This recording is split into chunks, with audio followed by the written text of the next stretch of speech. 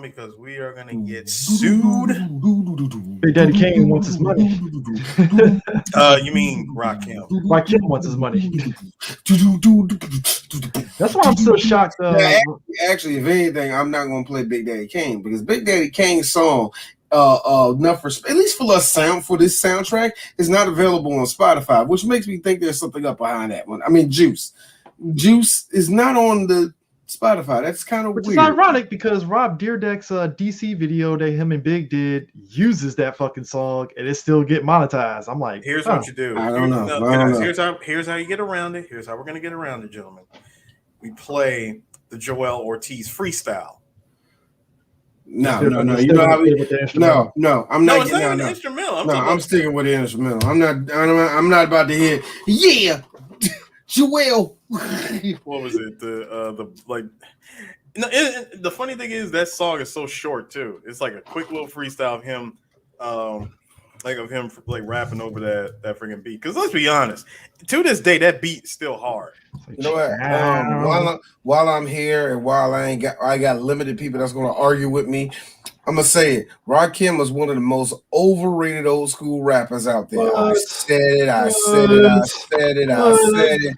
I'm so sick of y'all bringing up Rakim to only bring up the first two songs he put out with Eric B. Then not mention anything else he do. I'm so sick and tired of y'all riding his dick like, yeah, real hip hop, and then forget about him for the next 16 years. And when he pop up again, you want to be like, yeah, hip hop back. I'm tired of that. I am so tired of that. I mean, it's not like I'm asking. Wait, Chris, hold on. Sorry. So, D, what you're telling me is you're tired of everybody acting like the last two versus battles. I mean, the thing of it is, I'm so tired of this. I think everybody. You know, you're gonna drop it and leave it alone in a week. I would give Eric. You want to flex that because the young coworker that you work with play all the trap music that you don't like. Not what I said you don't like, not the trap music that you actually own, but you want to not talk to nobody. Yeah, Derek, I know you like Drake. Deal with it. Just admit it. Yes, admit it. You like the young people, but no, you want to keep that in, and all of a sudden you're like, yeah, real hip hop. That's why I listen to Noriega. Like, man, you can't do that. I mean, but the thing of it is, like, Rakim, it's like if you did, it's like one of those. His last good album was in '99. No, wait. Rakim's. Hold on. Oh, wait, guys. Before we even get back to this, anyway, I'm go ahead. I'm sorry. Before we even get to this, Chris, please put the comments up because Gaddafi and Brian got me rolling over here. Thud. Bishop has entered the chat. No. Hey, Brian, you forgot to add. It's after that thud, Bishop has left the chat. Bishop has disconnected. There's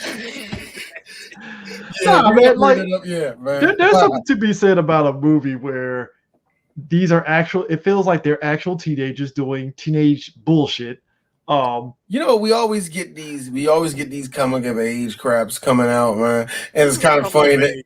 First of all, this is a coming of age hood movie. Yeah, and it's kind of funny. You know that this got compared to ATL. I'm like, stop. This is way better than ATL. Stop. ATL. Wait a minute. I'm sorry. ATL was a level of good to you. First of all, I'm glad I saw Jason. Look, I'm glad I saw Jason Weaving too, but don't start like that. No.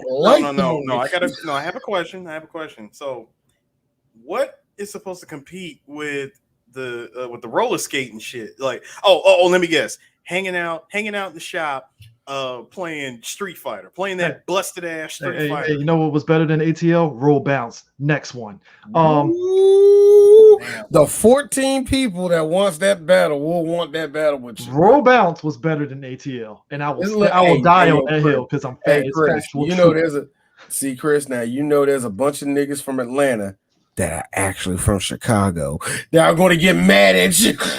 You get mad at me all you want to. At least Bow Wow made an actual.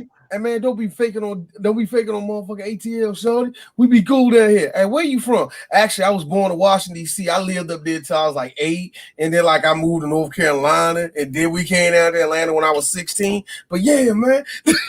But Juice, what got me with Juice was all these characters, except for Steel, they all come from decent families and stuff. Still clearly looks like his dad works for the post office because that's what niggas did in the 90s. Either UPS or You post stop office. that.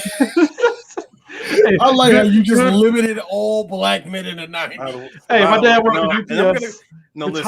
Listen, I'm gonna go ahead and be that I'm gonna go ahead and be that petty dude. Did you see his pops in this movie? Ladies and gentlemen, this is what 38 looked like in 92. Nigga. That's a transition year where it ain't quite like old boy from 227. So you're you know, hey, he lived the life. Oh, I'm gonna keep it going. I will say this. No, and I'm gonna keep it going as we go throughout this movie. I got another one coming up when we get to that part. Continue. Hey, yo, I will say this though. This movie did come out, and I seen this because of my older sister. This did come out during the time where all the baby boomers were looking at, looks like the new batch of the new niggas showed up. Well, Generation X. You think you're grown, huh? Yeah, I know some of these conversations and some of the attitudes and some of these. So it kind of threw me back. Like, yeah, I was a kid during that time. So, I know about that. Still comes from a working class family. Raheem looks like he comes from a pretty good family. I mean, no, I think it's just him and his mama and his single momming it up. Yeah, single momming it up. I think it's just a single mama. Which explains why he's an ain't shit baby daddy. Yeah. Continue. We'll get to that. We'll get to that. Q clearly comes from a black mom that Q has an ain't shit daddy because she's also keeping that family together. I hate saying this, but she's prototypical mom of the protagonist. To the point dad is dead. To the point at the beginning where she was like, yeah, blah blah blah, the neighbor down the hall. Yeah, her son, good kid, tall, he's so nice and stuff like that. He's gonna go to the Acme school, where they fix cars and all that stuff. No bullshit. No bullshit. People don't understand this. In the 90s, not so much for us. That stuff I would say like maybe like right before us. Yeah, I would say right before us. That era, like my aunt, it was kind of one of those things. If you weren't going to college, you had to learn a trade. Yeah, there ain't no getting around that shit. Either go to college or go to a trade school. Ain't no getting around that shit. Just to put reference to all this right here, don't listen to these two. They went to a privileged school. I went to a school that was actually you went to the same private school as me. No. Shut the fuck up, sir. Crossland was a technical school, sir. This is privileged school. Oh, no. All right. No. Let me get this. Let me get my shit off. You say y'all were not. You say privileged school. I'm looking at CJ like, hey, CJ, was our shit privileged at all? No. I know Chris was about to say. I'm gonna tell you what Chris was about to say. But the size of them fucking rats I saw held. Hold on. Someone had put out a post that showed off our school gymnasium. Y'all had a ratty ass gymnasium. That shit was rough. Yo, yeah, and it didn't hit me. I remember somebody said, "Yo, then Sarasville had a couple niggas go to a D1 college." I know it's a little busted ass gym. But soon real quick were ahead of the curve though. They were. No, I would say Suitland was an art school.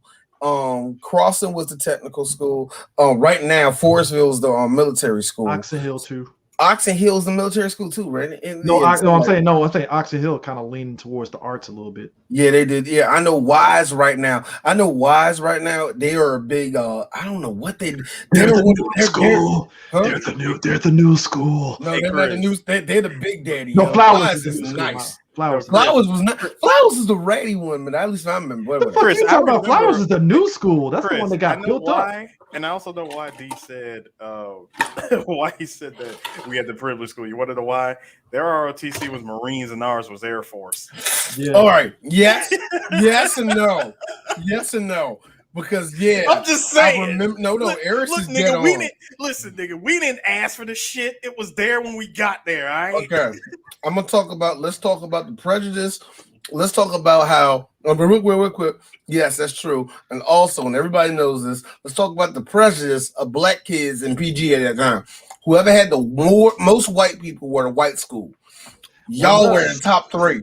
Nigga, we had were in the top 3. Here's the funny fact.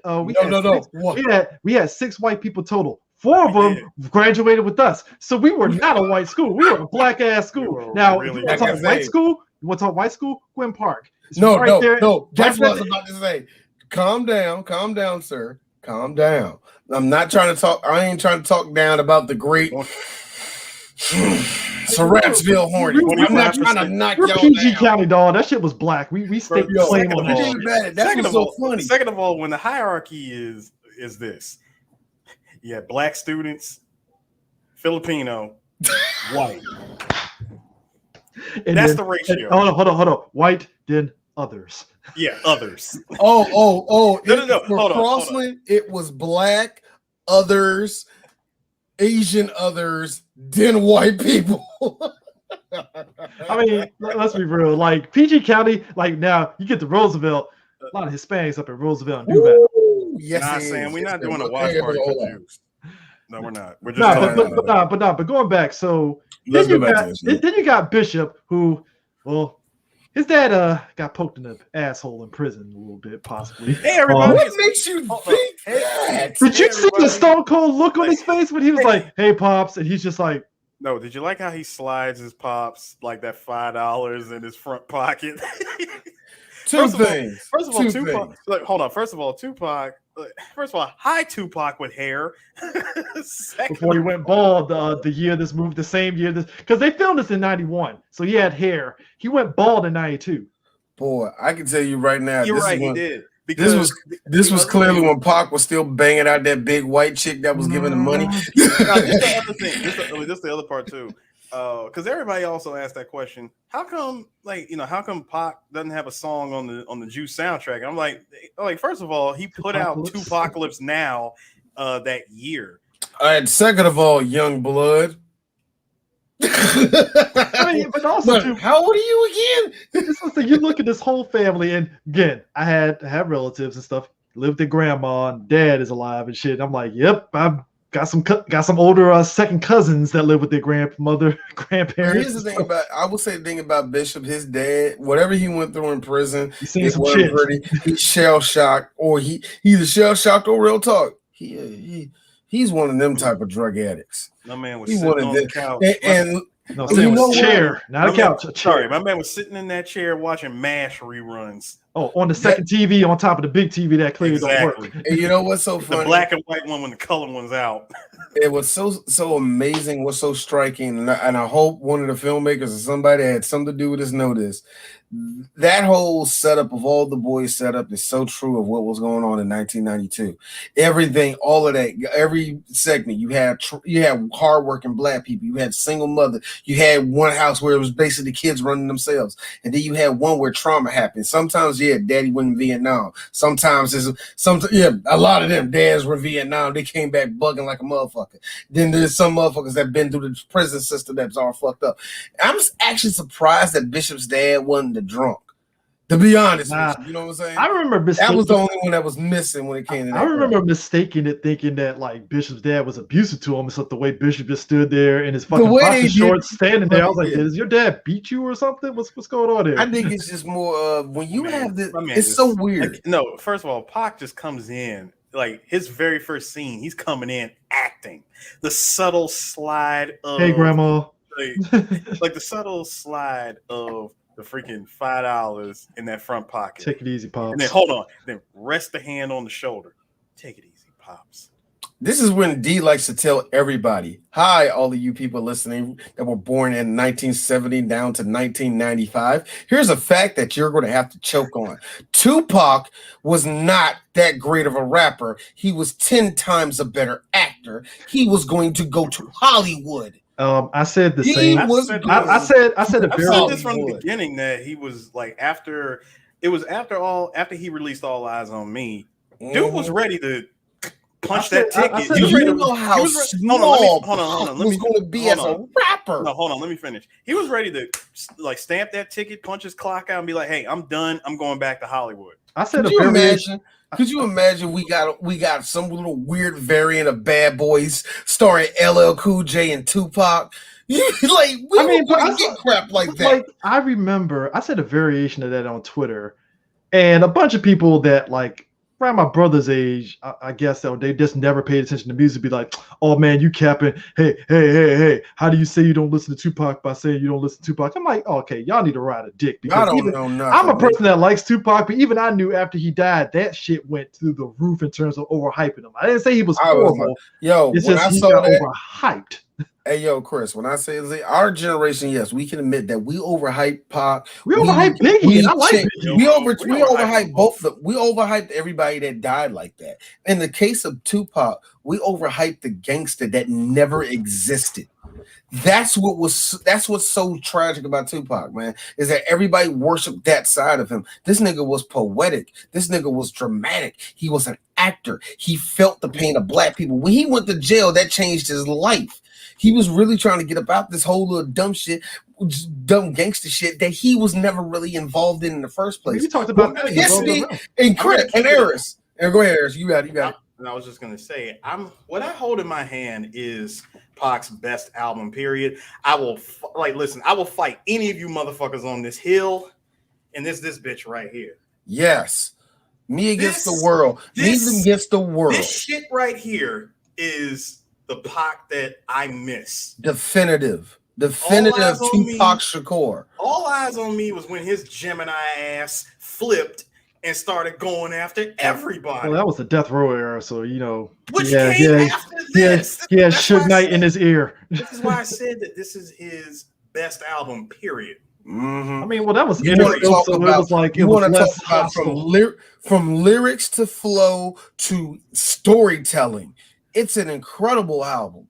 And then you go from that to All Eyes on Me. I get the appeal of All Eyes on Me. I don't deny I'm a straight rider. Yes, the second that song coming, that hypes up the whole album. I get it. Slamming. Don't get me wrong. All Eyes on Me is a slamming album. Dre put his foot in it. He put his foot in all of that in terms of production. And Eris and real talk, you know when you see one of those Rolling Stone or documentaries where they actually go from song to song what went into it. Yes, real talk, All Eyes on Me deserves that type of press. Like it deserves its praise. It's like this. Let's keep it a buck. That's Tupac's second, maybe third best work. Yeah. Me Against the World. Actually, I can argue third, but I'm not doing this right now. No, Me Against the World is his best. This is his best by far. By far his best album. Like especially leading up to All Eyes on Me, this was his best work. Actually, I would say Machiavelli is 2, in my opinion. That's just D. But the crazy part was the gap between All Eyes on Me and Machiavelli is wide. Trust me. But we knew Tupac. He knew how to act and stuff like that. Like people say poetic justice. I'm like, he was all right in poetic justice, but I thought he was good in Above the Rim when we were talking about that movie, because I thought he did a really good job of playing like an asshole, which is he's really good in and stuff. And then people don't talk about like was it the one with him and Jim Belushi, Gridlocked? Or was that the one with him and Tim Roth? It was Tim Roth. I don't know. No. Hold on, I got you. Gridlock was him and Tim Roth. Okay, and the other one with Jim Belushi where they played the crooked cops. That wasn't bad. Gang related. Yeah, gang related and stuff. Like he was actually pretty good. I ain't gonna sit there and say, "Oh, Oscar nominated." You also forgot the other. Hold on, you also forgot the other movie that he was in where Pac was looking like a deleted extra from Mad Max Bullet. Yeah. So I mean, so you look at and we're not going to mention actually Tupac's very, very first movie. Nothing but trouble. Nothing but trouble. We're not going to mention that because technically that was him in. No. You know why we're not going to mention that? See you next month. Mm-hmm. But I mean, we're doing it. But you get all these cats and stuff in their home life, and then you see the fact that on top of the police, because the police play a little bit of a role in the movie and stuff to a degree. You get that vibe very early.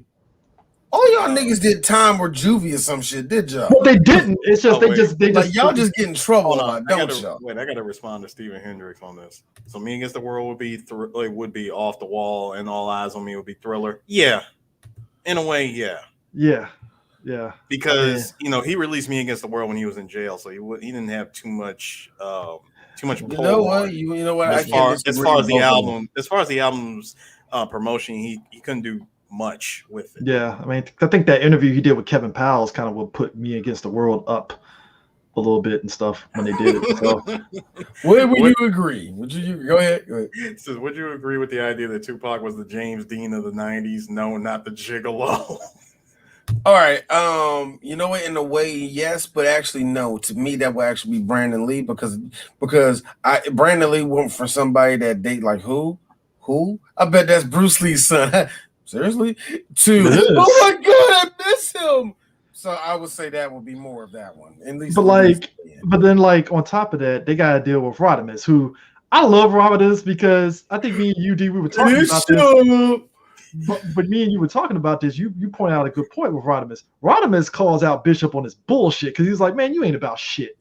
You ain't shit. It's always. First of all, I gotta say I love how Puerto Rican he was. Oh, he is. He's Puerto Rican. Hold on, Chris. I love how Puerto Rican he was in that very first scene. He says, "So, what's this I hear about you saying that you could bust my ass?" Bust my ass. So. He just hit him quick with that salt. Yo, I like how this nigga's like, this nigga just like Rodimus was looking back at him, stares and chopped cheese.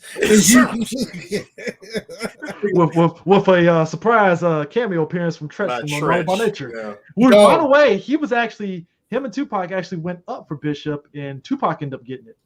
Which is kind of funny about Tretch too. Tretch is not like, he doesn't have come from no drama circle like Tupac, but Tretch is kind of funny. Tretch is a little too aggressive to be he would have been too aggressive as Bishop because I think he would have been trying too hard to be like Tretch doesn't have the dramatic chops to make Bishop. No, he does not. He doesn't have the dramatic. Hold on, he doesn't have the dramatic chops. He does, however, have the villain chops. When we see him 2 years later in Jason's Lyric, when he gets his ass beat in the damn bathroom by one light-skinned Alan Payne. Rodimus was a fucking mid-boss. He really did look like a mid-boss. I got to be honest with you. Hold on. Now, if you say that Rodimus was a mid-boss, I will say that he definitely was a mid-boss in Streets of Rage 2. He will not, I repeat, he will not get the prestige of being the Shiva. No, I don't know, Tank, man. I don't know, Tank Man. Saying the best part of this movie was the soundtrack. It's like, yeah, the best part of it is the soundtrack, but I mean, the acting was pretty good. All right, now real quick, back on Rodimus and D's opinion. No, he wasn't the boss at all. He was one of those motherfuckers that come up there and had an extra long bar for no reason, and you finally beat him, and you're like, oh, he wasn't a mid boss or nothing. Okay, keep on going. Now, you know who Rodimus was? Since the keeper with Streets of Rage 2, since Gaddafi brought it up, he was your boy Bourbon from the from inside the bar. Yeah, like as soon as he's done washing, as soon as he's done wiping down the glass, he's like, "All right, I'm gonna see these niggas outside." Yo, I will say that I was also saying the whole other thing with Tretch, I'm not Tretch, with Rodimus actually calling out Bishop was one of the biggest points of the movie where the one thing they set up very quickly is that Bishop wants to be bigger.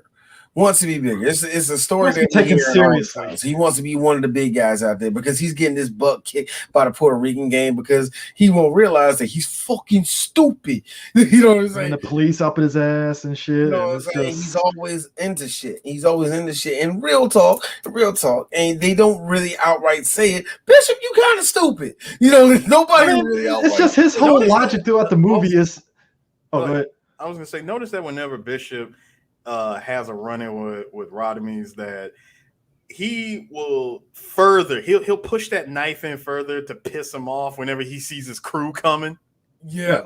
And I as soon as his boys, as soon as Raheem, Q, and Steel show up, that's when he decides to be like, oh yeah, you know what? Fuck y'all. He's like, fuck y'all niggas. And you ain't nothing but Money come. You gonna be a fucking faggot, nigga? Let's go, motherfucker. As soon as he says that shit, here comes Raheem to break up the whole thing.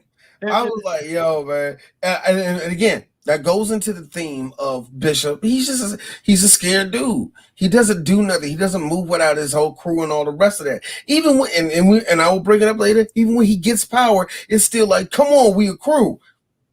I'm like, what, nigga? I'm like, it gets really nigga, what is this we shit? It's like, yo, but whatever. We'll get to that when we get to that. Let's go. Like I said, when he crosses that line, that's when it's there. But So they do this whole setup of kind of establishing everything, even with them, because we know they clearly been skipping school. Now, Still's the only one that's smart enough to be like, "Hey, dog, you're doing my homework.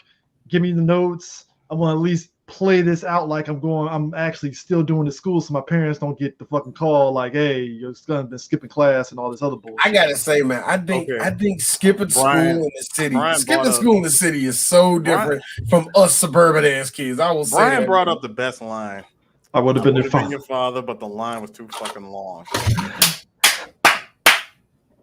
I was almost your father. And like, and the crazy part now, the funny part is shout out to Sam Jackson and Orange Juice Jones having that conversation and stuff. So real quick. So I gotta. So how? Quick, hey Chris, real quick. See that might have been the best line that Pac gave in that scene. But Rodamines throughout the freaking comeback. The clapback line was, "Hey man, I don't care if he's crazy or not. He's still like he'll end up like his father, who was still a prison yard hoe." Mm-hmm. I was like, that's why I was like, that's why I was like, something went down in prison for that word to get out like that. And also, I know at that point that was straight dagger. That was dagger. I know what you're thinking, Zoomer, who actually seen this movie, thinking to myself, man, why are you trying to bring up something messed up? You see, back in the 90s, it was called I Don't Give a Fuck About Your Life. And that's why a lot of your generation loses battles like that. Because we're millennials. We got cut off the break. You know how many old folk made us feel bad when we were like 3 and 4, nigga? Come on. Y'all generation need to grow up, nigga. We kept the same energy. We kept the same energy as we grew up. And you ever see millennial talk to a Zoomer and get impatient and we buck on them and be like, go ahead, bro. Like, yeah, now do it. Dude, what kills me? Over the course of the movie, we see Trip. Now, fuck it, I'm gonna bury the lead here. There's some stuff that clearly nowadays we as society we have progressed. Trip at one point is talking to a girl who's clearly 14, 15. That is the problem of this whole ass movie. There's a whole lot of underage shit. Q is involved with a chick that's in her early 20s, and he's 16.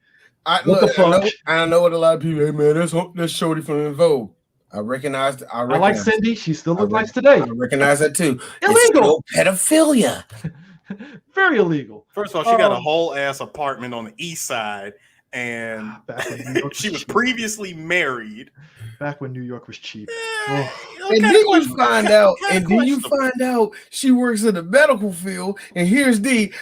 Yeah, I kind of seen that coming. She a nurse and shit. I'm like, this dude out here fucking the fucking New Jack swing music, and they smoking weed in her bed and shit. I was like, this guy living the life, but pedophilia. Pedophilia.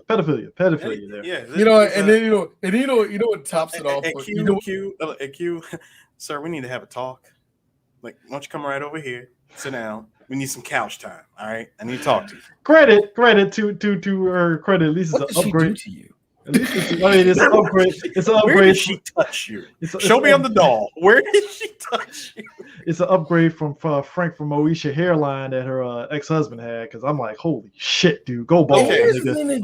About this scene that is so wild. I also want to point out again. I said this to you guys in private chat. Her ex-husband, when he shows up, I'm like, gentlemen, this is what 31 looked like in 1992. Bruh, that nigga was 30. That nigga was 31. He's still getting he like, baby, I still got everything. Back pain already. Look, you know, my knees, dog. My knees. Nah. These shoes, my feet hurt right now. I gotta change them out. Yeah. You know, my dad. I would say my dad remained young all the way up. Still now, my dad has a young spirit and all that. And I think to myself, even then, Dad, you look like you were 45 or you were 36, dog. Look. I'm just gonna say this, guys. And much like Sam Jackson, my dad looks younger now than he did when he was actually younger. I'll tell you what, man. Let's just say this. Let's put this on air here. We have to promise each other not to go into that evolution of D. None three of us. We don't need to be wearing the fucking cookout sandals. No. No, that will never happen. I refuse. Okay. All right. Look, if you trip over one of the old man things that I'm already doing, I already owned up to it. But just go ahead. I'm just saying, cookout sandals, tucking in your shirt. No. No. Unless you're wearing a suit, sure, but not like a polo. No, hell no, don't do that. Yeah. New Balances with long socks. No. Let's not do that. I know you was going to say this. He's like, and no more Nike tracksuits or Adidas tracksuits. Here's D. So here's the thing. I told Eris this. I will wear the fuck. Hey, look, I was already rocking that shit when we went in the pandemic. It was either I was wearing Adidas track pants and a t-shirt. I would work if work called me in, it was like, yeah, we need you to come in 30 minutes. I'm like, can I wear whatever? He's like, yeah, sure. I rolled in there with the fucking Wait, Chris. I hate that I dress like an old coach, nigga. Wait. You said the Adidas. Hold on, listen. Chris, you said the Adidas pants and the t-shirt, right? Mm-hmm. So you were the beginning stages of a Def Jam Fight for New York created character. Yeah. Yes, he was. Yes. The only thing I was missing was like D said. I just needed a whistle. I needed a whistle around my neck and a clipboard, and I'm like coaching youth basketball or something like that. Harris, only thing I was missing was this animation in the career character. Hey, look, hold on. Go to his hand. Look, and then you pick it. Look, and then you pick it. No. Gotta do the dab. Yeah, they do like a dab or something. No, wait, but Chris, go down. No, what's the rest of this? Those are the only ones I think of off the top of my head because I just feel when I look at my dad hasn't hit that yet, but it's like there's a couple times. I'm like, no. Your dad wears cookout wear. Your dad wears cookout wear, don't he? All right, then he old. I got one that you missed. The straw fedora hat. Oh no! I was just about to mention that, Eris. Yes, the equivalent of that for us is the military hat. I still got mine that I wear when it's hot. So the beret. Woo!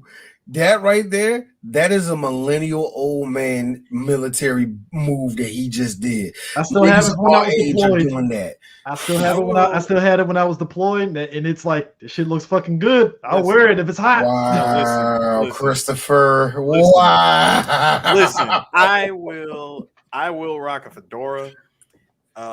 But it has to be. I'll look too much of like the prototypical white nerd if I wear a fucking fedora. No.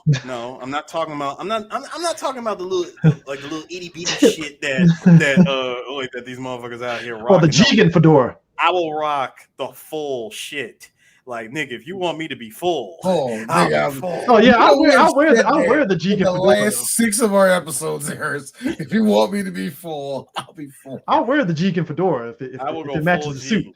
Now, that being all said, despite all that old man shit we just said, I know one thing for a fact. That was me and Eris. I don't know why you even did that shit, Eris. I don't understand that shit, man. You only got ass, nigga. I don't even know why you did that shit. I saw the butt. I saw the butt, my nigga. I saw the butt, nigga. So what else you got, man? I don't even know why you like that. Like, you got the snappy nappy dugout, man. She got what? Snappy dugout, man. What made that when he said that, the look on Sam Jackson was like, what? I'm sorry, what you said? What made that perfect is that you got how good the pussy? What made it perfect? It got full snapback. What made it perfect is that you got Orange Juice Jones saying that. I saw you and then that guy saying that shit was Sam Jackson, and it's perfect because who else could say that shit? Never been the same. Can you imagine? Could you imagine? 80s funk is so underrated, isn't it? Can you imagine him saying that in the song? She got the snappy dugout. She got that snappy in the rain. Snappy dugout. But you know what's so funny about that?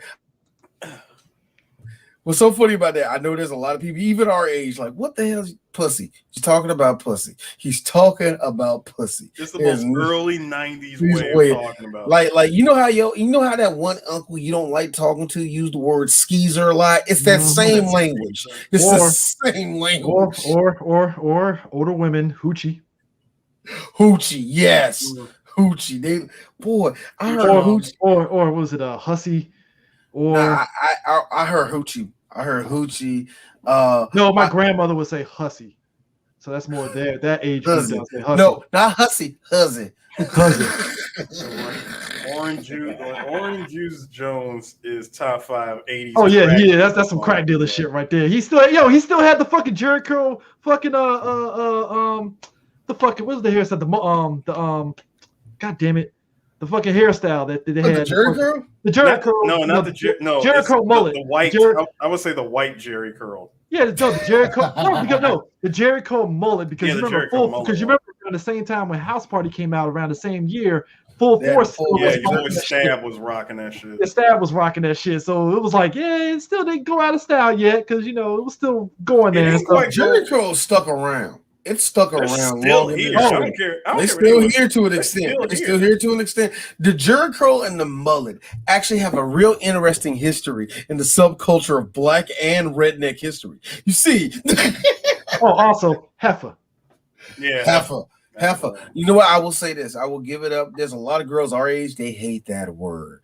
Ooh, you could call them. Write that down. See, you can call them female. You can get away with calling them. Look, I heard like, I wouldn't. No. We can still call y'all female, but if we call you a heifer, it is a fight.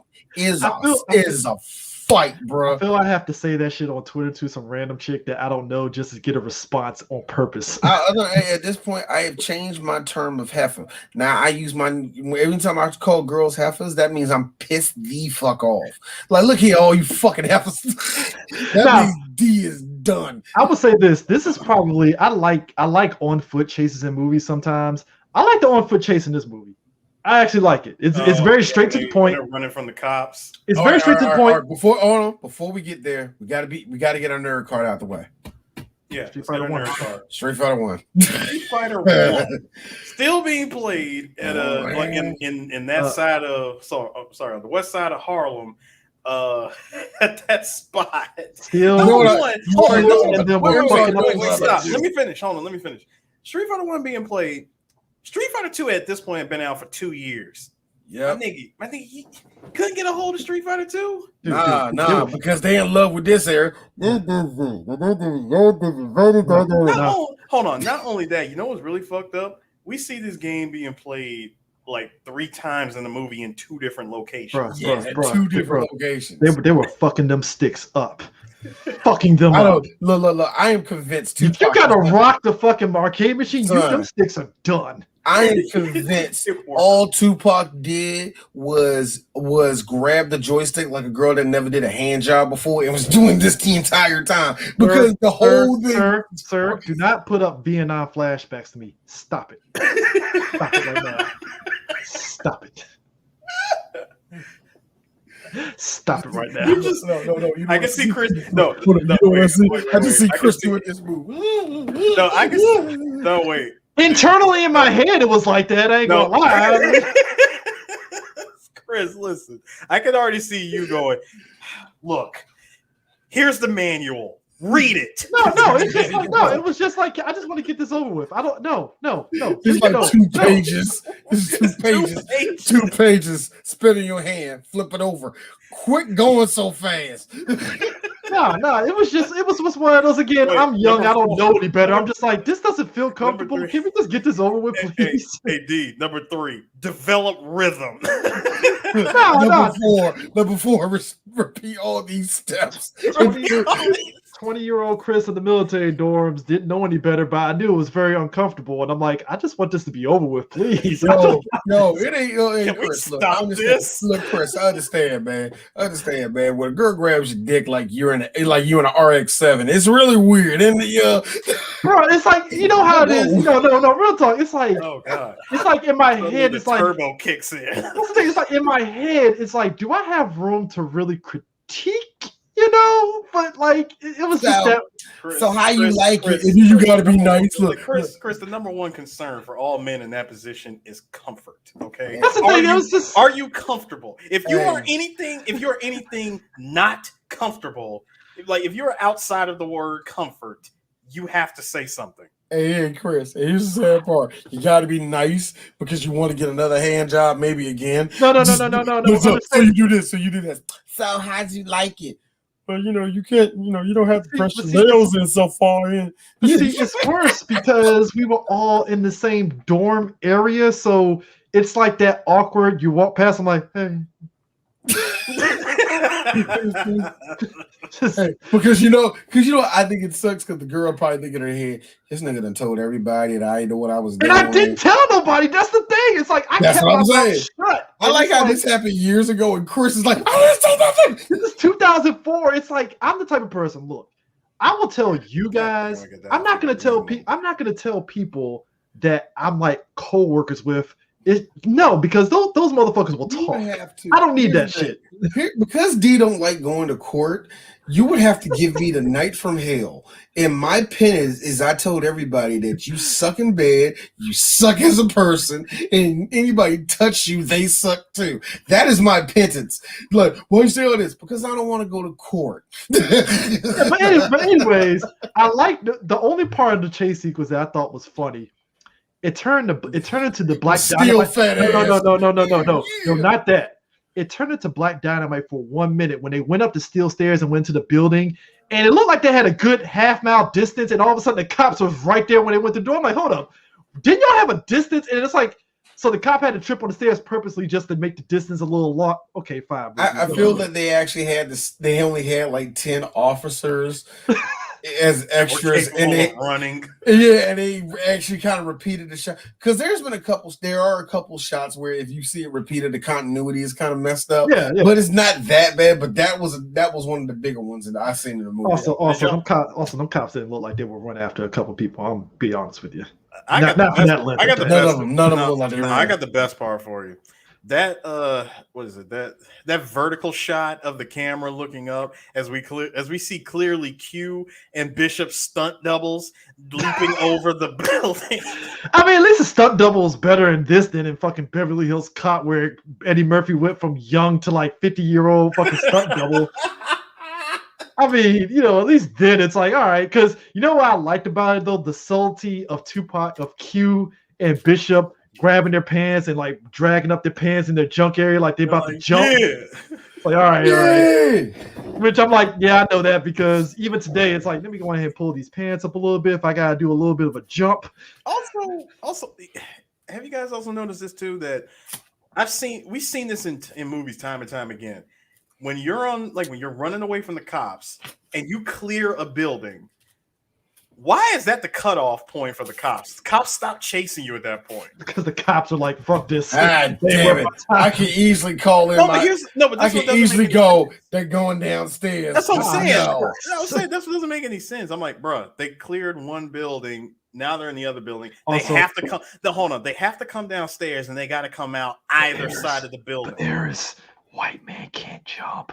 It ain't about can't jump, bro. One radio need backup. It's not worth their time, and also this is for truancy. It ain't worth their fucking effort. If it wasn't worth their time, they would have ran up the damn stairs to catch them on the roof. That's two white cops that clearly hate black people. So they pulled the effort. They pulled the effort at least. They got stuck being beat cops in Harlem. I like how they look. They're cops. They're Harlem. They hate niggers. Come on. They went back downstairs and was like, "All right, guys, let's go to McDonald's and get an egg." I just want to get home to my wife and dog in suburbia. All right. I just want to go back to Cherry Hill, New Jersey, and just make sure. Like Cherry Hill, New Jersey to Harlem, nigga. Damn, that's a commute. That's a commute. I know. Actually, that was a little bit too far. I just want to go back to my. I just want to go back to Hoboken. Dog. That's an hour commute with traffic. I just want to go back to. I just want to go back to Hoboken and just. That's all I want. All right.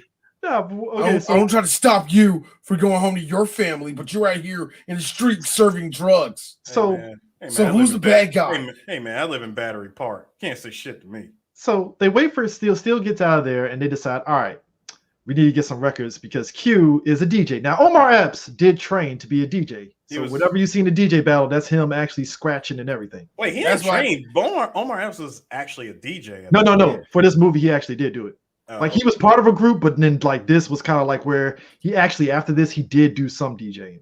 Oh, I see. So, but like he did look like they everything that you saw at that DJ contest that was all Omar Epps. That was all him. And Q and his boys giving him shit like, man, you just local. He's like, man, local my ass. All right, let's get these records and shit. They roll inside the fucking record shop, and we got one of many styles that the ladies of the '90s had. The gold tooth. I had some aunts, extended relatives. They had that gold tooth and the the hairstyle. I think there are two different type of gold teeth. There are gold teeth you see in the country, and you go, on the brand. Yeah, yes. And then, but then you see the gold teeth in the city, and you go. You're like, so which one of your girlfriends said, girl, you look sexy as hell? I know the gold teeth right here. I know. Who said yes? It's priceless. His face was priceless because you saw him go from like whole ass. No, he went from whole ass smile because first of all, you see the ass in the tight mini skirt. You see like, bro, this chick had glutes. All right, she had full glutes. Like she had the hair looking nice, and then all it took was for her to turn around, walk up to Q and say, yes, can I help you? And it's just full, just all molars, all right? All molars in his face. Like, as I got a question. Special. So, baby, I got a question. Why all your teeth look like they screaming at me and each other? So, what's going on? That is the what is going on? That is the chick that your girlfriend says she'll hook him up with your boy when y'all go on a double date. She'll hook him up with your boy talking about, hey man, she fine. I mean, she cute. Cute, man. You like her, and then boom, gold teeth. It's like, man, look, man. She be like, look, man. See, she coming outside, man. She be thinking she still thinks she really thinks she cute. Is that Kevin? No. Y'all going on a double date. Y'all going on a double date to the Cap Center to see Janet Jackson, and that's your boy's date, and he's all like, you know what, man? I hate you. And I'm like, hey, dog, we're already too far, man. You got just at the Cap Center. Had to, man. I had to date this. You got to this nigga couldn't say FedEx Field. He said the Cap Center. Cap Center. I had to date it. Yo, what's up, man? I saw you with Charlene. Nah, man. I just know her, man. She cool, man. Nah, man. I saw you really dating her, but yo, man. Nah, man. It ain't like that. It's like that nigga's getting head every day by gold toofies. By that gold tooth is rubbing against his stuff. You're like, y'all know, man. Here's the funny part. Back then, here's the thing. Compared to now, where social media, you can't deny that shit because there'll be somebody, she'll put that shit up on fucking Instagram where it's like, yeah, me and blah, blah, blah, we out and about. That bitch ugly. Look, that bitch ugly. And one dude, you smile more than the rest of your pictures. Back in the 90s, you could deny that shit because nobody is ever going to be like, nah, man, I ain't talking to her and shit. Because who's gonna really say that you're a liar? You could definitely deny it. You could definitely deny it back then. Today, the moment that chick pulls out the phone, nigga, that's when you just got to pull it. No, it's not even a rap. At that point, I'm like, yo, I'm breaking out the hammer. And I'm just smashing that shit. Nah. It's the slap out of the hand and stomping on it. Yeah, I thought it was a B on it, so I had to. It was a B on it. The B on it. I buy you another phone. We can go to T-Mobile. No. See, nigga, if you cheat, you go to Cricket. You go to Boost. And you get the smartphone that looks similar to what she has. I don't know, man. I don't know. Take that good point. Girls. They wasn't giving good. They wasn't giving head back then. They was giving good tooth. So the girl was. What you gonna do when I put this toothless around? Seat pleasant special, as I said. Not toothless. The seat pleasant look. I'm sorry. You call that the seat pleasant, but I call that the Chattanooga smile. What are you talking about, bro? Q went from to. Oh shit! Damn. So I gotta sorry. I gotta pull this run and take one for the team at the same time. Damn. I'm sorry. I'm like, y'all niggas better get me y'all niggas better pull out 20 LPs out of this bitch. Yo, that she looks like a chick. If you kiss her in the neck and it makes her laugh, she'll go stop. So, that's what she looks like she'll do. She pulls out the Rugal laugh. Oh my God, what's in the paper? No, oh my God, get a job, guys. Get a job. Oh my God. I'm like, you do realize they just ran out with a clear EPMD new album, by the way. Just putting that out there. Back in 92. That was a new one. Back in 92, I'm like, y'all do know that they just ran out with like $50 worth of LPs. That's $50 back in the 90s, man. Them little bastards. I mean, even still, it's $50. It's $50 worth. Yeah, That's that is true. $50. And on that top is- of that, You know what? on top of that, they're LPs. That's what you got. God damn it, Chris. It's LPs. All right. If I Wait, can, hold on. It's LPs that were still in rotation, still in production, Mhm. still being released. So the hoop earrings, that hold hairstyle was peak auntie that has no kid style back in the bro, day. hold on. Wait. That right there. Stop it. First of all, Chris. Hold on. that Now, what hairstyle- was I shot at? The two for the forehead. That's God damn it. I hate both of you. Chris, that hairstyle right there, I call that the Claudia. Hey, look, look, there's photo albums in my baby pictures. My aunt and her friends were at my 6th birthday party with that fucking hairstyle. I'm not even joking. Nigga, that is the Claudia. I don't think she's that bad. I think she's a wonderful woman. Good cheekbones. She shows a lot of gum. Not a good gum to teeth ratio that I'm seeing right now. I don't have anything negative to say. I have not one bad word to say about her. I do. Her hair, I don't like the way her hair is, but that's the 90s, so I can't even get mad at If it that. was back in time to the 90s, early I 90s. can't even get mad at it. yeah, I mean that's the I work at a call center hairstyle, you know. You know what I'm saying? Secretary, you know. I don't say, look. So D. What? Yes. If she existed today, dudes would clap them cheeks. Gaddafi ain't lying. Monet Divine did have a hairstyle in the 90s. Hold on. A lot of porn stars. Wait. Hold on. Because I follow Monet Divine and did for a short time. Wait, what did you say, Chris? She did have a hairstyle. I don't think she looked like her. No, she rocked the hairstyle just like this. No bullshit. And I don't know about the looks though. No, not the looks, but her forehead game though. Oh, the forehead, yeah. That's. Do you know what's kind of getting me though? Actually, if I want to she judge, can still get it. There is one thing though. I will say with this. I will say this for her. It sounds like. But you know how you can hear things. The one thing I don't remember seeing a lot of things when I was a kid in the 90s for some reason. But for one thing that really stood out, at least during this time in 92, 91, 89. But what really always stood out to me, especially with the women, was with the way they smelled and the way I always heard metal hitting metal, which means clink, clink. the 1,000 break, cling, cling, the click, click, click, click, Big click of the fingernails and all that, all the hoop earrings, all the metal slam. I remember hearing that as a kid a lot. You know? The popping. Basically, we had chicks out here rocking the freaking Shang-Chi before it was a thing. Also, girl, you need son. You need to stay away from her. Why? She's like that's a girl to eat hot Cheetos and be loud. That is just so ghetto. Flip it to her when she was young. Also, now, what you doing? I mean, also, guys, the popping of Bubblicious gum. Oh my, that's what I'm saying. You know, the gum that loses flavor after 5 seconds in your mouth. Bubblicious stayed, nigga. Bazooka was the bitch that would disappear after 2 minutes. Zebra stripe gum. I'm out, bro. Yeah, zebra stripe gum was the one. The fruit stripe gum, but no, Bubblicious. Zebra was hold on, listen, Bubblicious had a lifespan of 10 minutes. Mm-hmm. Yeah, thank you, Eris. 10 minutes. I will admit 10 minutes flavor, and then. Yeah. I mean, so the only one that can stay around, actually legit stay around, was Big League Chew. But real talk, you want to spit it out in 5 minutes to swallow it, you know, for whatever reason. Like, all right, I'm gonna put the whole thing. So this is where Gaddafi. Shout outs to you, sir. You got a chance to meet her. Yeah, I mean, yeah. I would say this. This is where the heel turn of Tupac turns in at.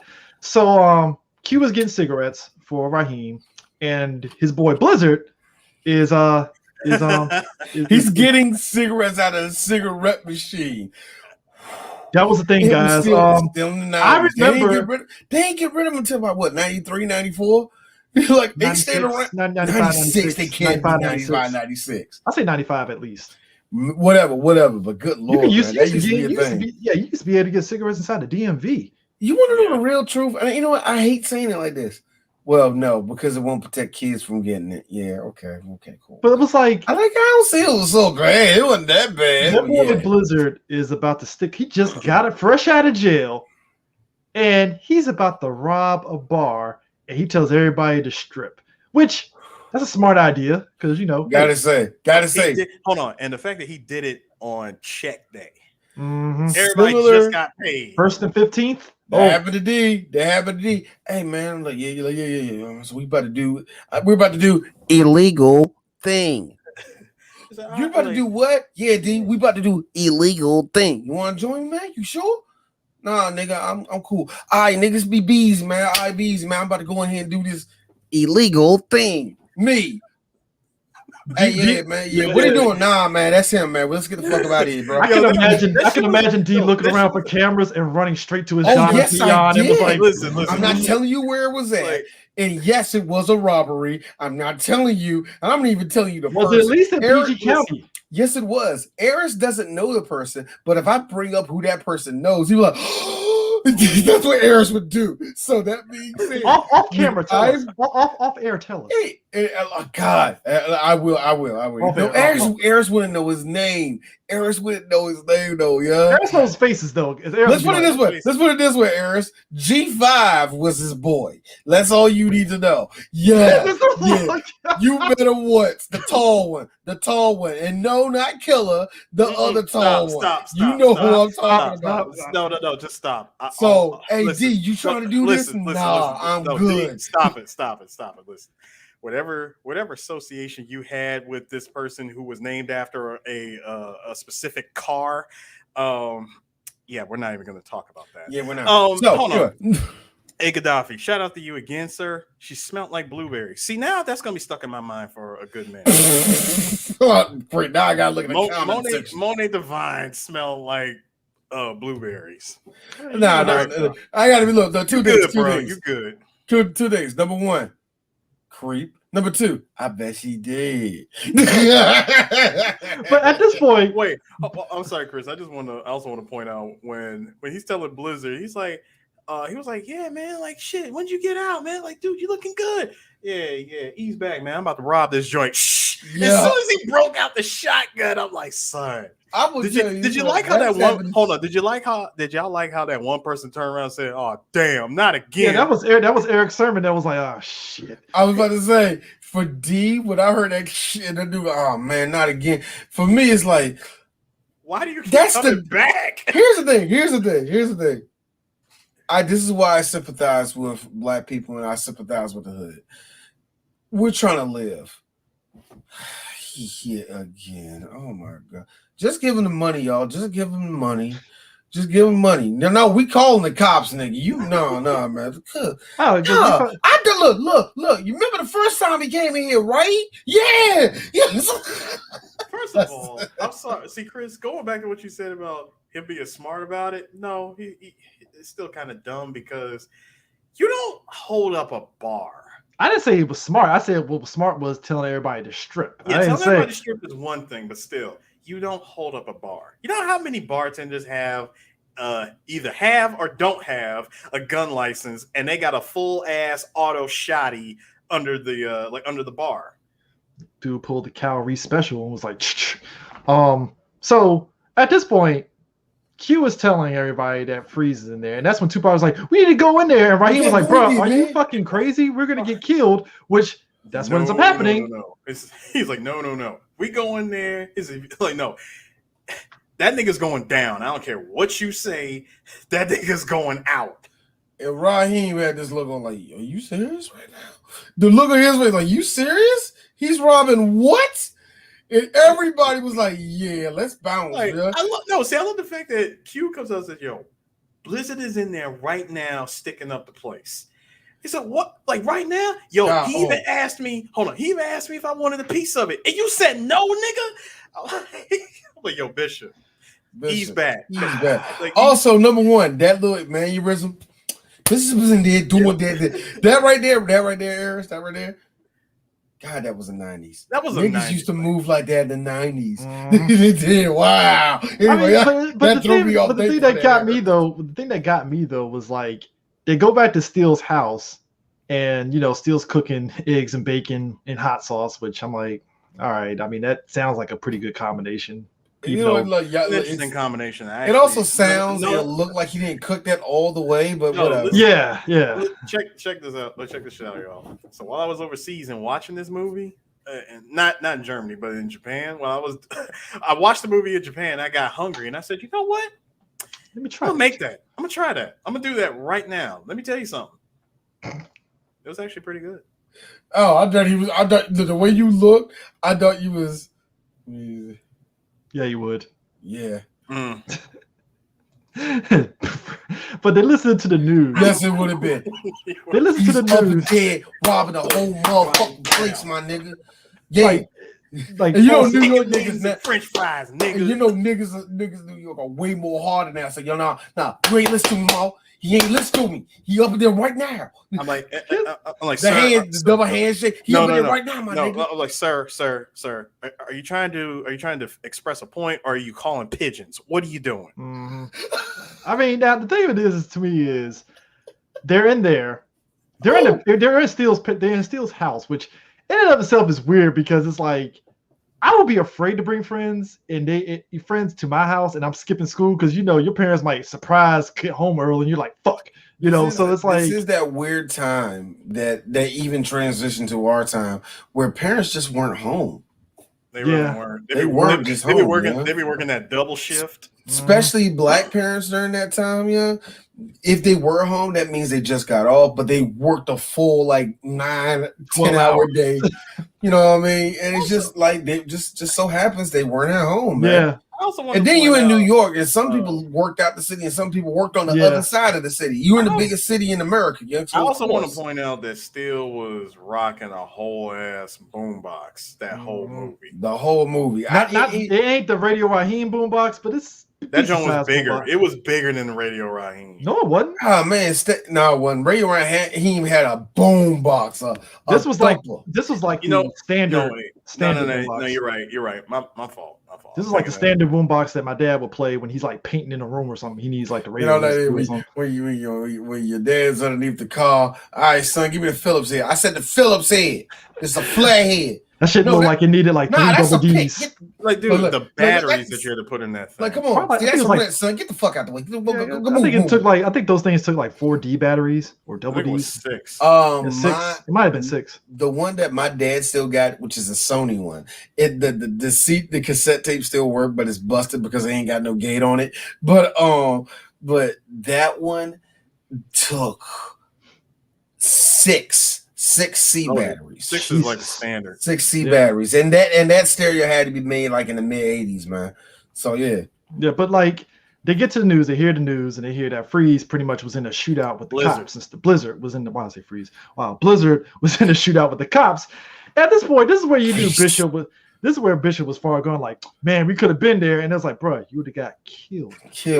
No, he was like, yo, we was dead, and then after that, they look down and they see Radames like fucking with people, and Bishop has the epiphany. Man, we ain't shit. We ain't shit, man. And then hold on, and then from that line, we saw a whole 5 minutes of just superior acting from Pac when he said, "Man, what's your problem? You're my fucking problem." That's when I knew he's crazy. He was like, "All this shit is happening, you act like you don't give a fuck." Here, Raheem, hold on. Raheem being light skinned. I think you overreacted. Oh, God, it's hilarious. I mean, bear in mind, Raheem is still feeling, he's still in his feelings because he did just see his baby mama. Hi, you have a future career as like working with Wesley Snipes and Blade. No, it's a different chick. It's a different chick. I'm sorry, that ain't Ambush Wright, is it? No, that's not Ambush Wright. Don't do that to me, Eric. No, she was like her though. No, she was Ambush Wright's friend in Zebrahead. Thank you. And she was the black chick in Dangerous Minds. Okay, all right. The black chick, that does not. No, the one with the one black chick. Hey, Chris, don't do that to me. I don't know. I don't know because No, y'all refuse to do that movie with me. No, but I let me will. hold on. But let me get my shit off. See, he was already in his feelings anyway because he had seen her after they had quote unquote broke up, and he told him, "Man, I ain't trying to deal with that. Like that's too much work." I'm like, bro, that you had a child with this woman, but. Anyways, you're gonna be in your feelings later when you see her running off with my man in the freaking BMW 318. And to make it worse, It was a bright ass red 318. And make it worse, his bishop in his ear, Bishop, who that was your girl. Look, Bishop, in D's opinion, look when he said that, in D's opinion, Bishop whispering in his ear, Bishop, who probably in D's opinion never fucked a girl yet, though that was your girl. Well, yeah, but I don't think Bishop did. Bishop always came off way too crazy. Special girls ed. just didn't fuck him like that. Like a special ed out here taking his girl. But getting to damn it, Chris. I got a babe. But getting to his rant, like he was like, "Yo, we run from the cops, we run from Rodimans, we run from old man Quillas." When he comes out of his bullshit store with that bullshit gun, it's like all we do is fucking run. I feel like I'm on the goddamn track team. I like how Raheem turned around when Bishop gets in his face and he just did what I would have did, just blew smoke in his face like. Because he was talking about if we was down there with, he was like, if we was down there with Blizzard, you know, he said, look, if we was down there with Blizzard, it'd been 5 dead niggas instead of 1. And they could die for something. He said, yeah, that's because we weren't there to back him up. It's like, I'm not willing to die. I got a DJ career here, dog. No. So I got a question. So that's when it really hit me. All right, all y'all niggas is not going to school. Okay, cool. So, what is y'all plan? Did y'all just plan to be the man niggas without doing anything to do? Because here's the funny thing: all they really did was just skip school all the time and basically hustle. And like I said, to Q's point when we were talking about the DJ thing, Q clearly wants to have a career as a DJ, so he has he has a passion. He has a passion. Almost every, I would say, almost every other scene where he's not with his crew. He's in his house practicing. Yeah. So Raheem clearly doesn't see past his penis, and still he's half-assed going to school. He's half-assed. Period. I think he's half-assed. Period. Yeah. You know what I mean? Like it's like half-assed. He's a good kid. He's one of those kids where he's a good kid, and probably down the line he would have straightened up. It's just you're in your teenage years, so you're just gonna slack off and do everything. You're trying to be somebody. Raheem, it's like Q told him, he was like, so we're gonna be hustling for the rest of our lives? Nah, this ain't life. Like in Raheem, his baby mama that is going with the other dude that got the nice car, Raheem is his whole aim that we end up finding out was robbing old man Quillis as a way of getting money, and maybe this might lead to something. Who knows? You know, the fact that he copped a piece from Sweets, which is the name of the gun runner. Mm-hmm. Dude he really thought this out. Like, you really thought this is how y'all gonna get juice. The respect was by robbing a place. By robbing a place that no, you're gonna rob the guy that actually knows you niggas. Well, he didn't know because as far as he knows, they're just 4 niggas. So it wasn't possible. That was the idea. No, see, hold on. That was the idea. No, see, I disagree. I disagree because Pac has brought it up in his rant that we run from freaking old man Quillis. I'm like, so this is not this wasn't just a one-time thing that this happened. Like y'all run from this dude quite a bit of time, like a few times in the past. Hey, D-Shaw, 3 Black Geeks, go to a different fucking bodega. He's a foreigner with a gun, which back then very volatile because the motherfuckers will get trigger happy. And nigga, you from New York City. The police already don't believe you. Exactly. First of all, my man rolls out the store with that Smith & Wesson. Dude, and he got bulletproof glass, so he'd be getting robbed damn near all the time and shit. So yeah, and so. Well, before we get to the gun part, remember Q was putting together his mixtape, which is a good scene though, because like I said, his mom was watching him for a second, like, all right, whatever. It's a great demo, like him putting together that demo, and then he goes to his DJ rehearsal right? Which is a long line ass It was a people. long ass line because think about it. When they were doing the battle of the DJs, dude, think about all the people that was there. Like, who And was you it? gotta understand, my nigga, you in New York City, the mecca of hip hop. And Well, I you mean, it's gotta no. understand, No. you I'm trying gotta to remember. understand the elements of I'm hip trying to. hop, my nigga. I'm trying See, to that's what remember. y'all young niggas. Um, Go ahead. I'm trying to remember like who was it that was gonna be there because it was like who was it? Freaking DJ D Nice, EPMD, like it was like a whole bunch of people, pretty much motherfuckers that been outside of Harlem. You know what I'm saying? I mean, and the thing of it is too, like you think about all the places in New York, like you think about DMX's video for "Get at Me, Dog" at the Tunnel. That was like that was the spot in New York. So to do a video at the Tunnel, like the most popping spot ever, any place in New York, even in the '90s, was popping. Yeah, they didn't even specify where, but like you had to imagine it was at a venue where everybody knew where it was popping at. That's where we starting to get a lot of these books about hip hop in the '90s and about how rich the culture was in New York City when it came to that shit too, man. Wait, I see it. I actually see it. So here's what it was. It was the Rough House. It was the Rough House presented the Mix Master Massacre, and you had DJ Plays, DJ Richie Rich, Pete Rock, and DJ Scratch. Oh snap! And what was it? Freaking Grand Prize winner. I mean, Grand Prize winner of that was Custom Gold 1200s in a 6 month DJ contract. Which is that ain't bad.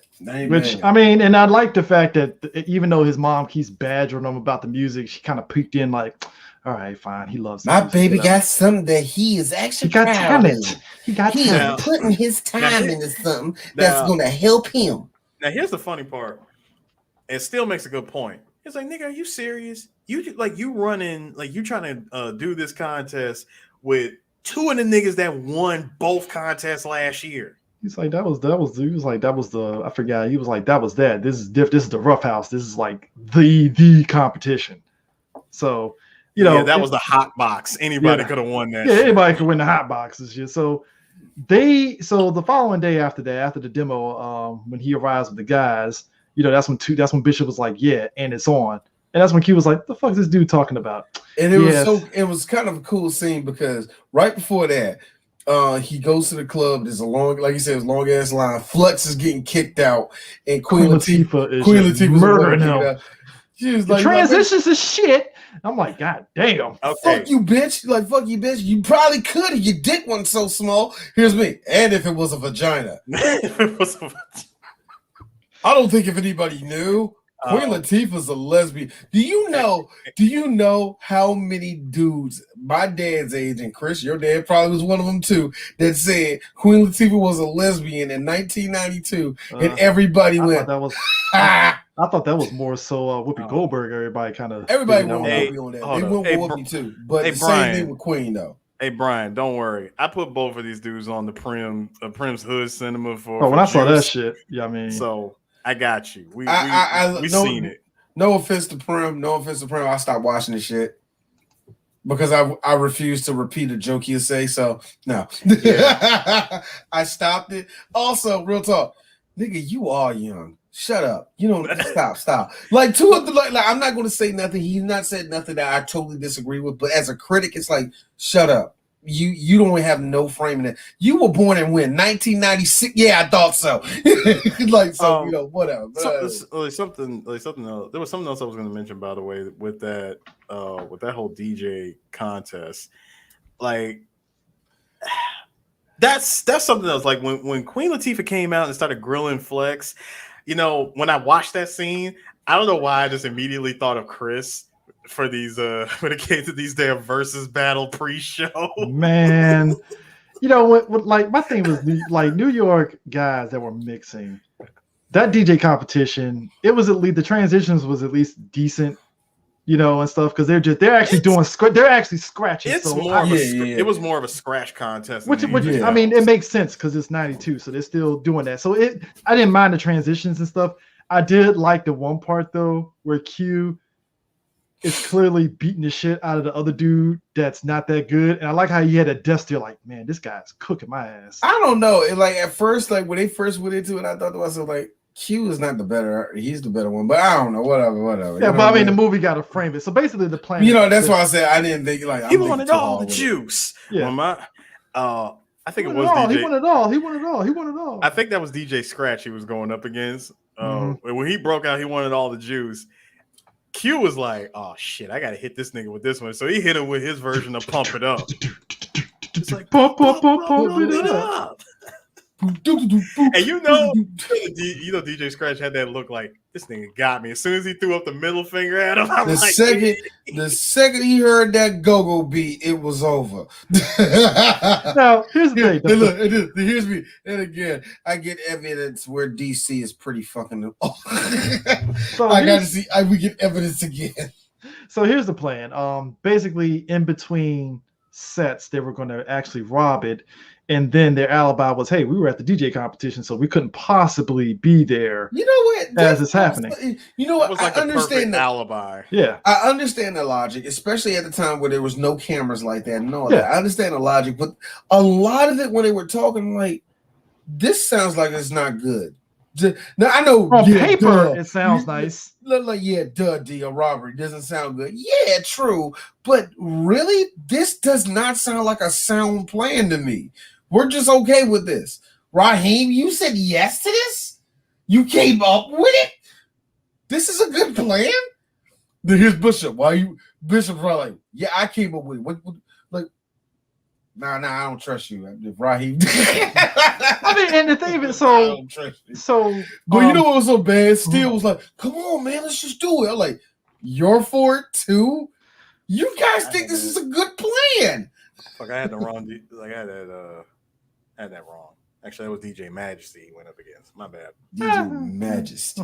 Who you think DJ Scratch gonna be like? Fuck you guys! I didn't lose the fucking Omar Epps. I hate you.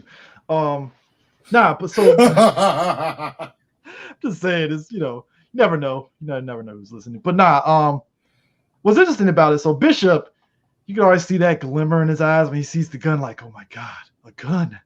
Oh, so they go to rob old man. Fuck, I keep forgetting the dude's name. Old man Quillis. Old man Quillis. Or as I like to say, old man Cubano. Yeah. As they're doing it, is it Steele that says Bishop's name, or is who says whose name? Was it Steele? It was Steele. Steele said Bishop's name. I think. Like, come on, Bishop, and then Steele, Raheem, and Q were like, "Nigga, what the fuck, man?" It wasn't even that. You saw the part where freaking Steele decided to be a complete asshat and be like, "Yo, they got my batteries." I'm just like, of all the things that you're looking for, this nigga over here talking about it. And then Bishop, this is where his power comes into play here. He shoots the guy for no reason. Because the old man, in the grand scheme of things, go ahead.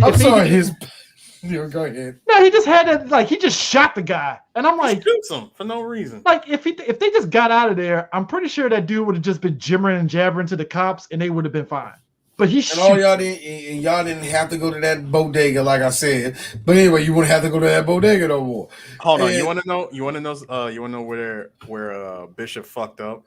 He shot him, like he shot Quillis with the gun that they got from Sweet instead of Quillis's gun, because they took his gun from him. Mm-hmm. So you know what the funny thing about all that also was, when there's like, who got the gun, and off the break, Bishop like, I got the gun. It's like this. All three of y'all should have said, Bishop, no. He can't shoot all three of us. Three of them. Actually, seeing the way Omar got him at the end of the movie, they could have done that. But anyway, whatever. So they get out. So they get in the alleyway after robbing the place and stuff, and they have an argument. And I'm gonna say the movie tried to make it seem as though Bishop accidentally shot Raheem, but I think he purposely did that shit. He did it on purpose. There's no way in the world. What it is, slow motion. He's like talking about. I remember having this debate. Every time I talk about this movie with somebody, we have this debate, and I'm not doing this no more. No, he shot him. He shot him on purpose. He shot him. He was probably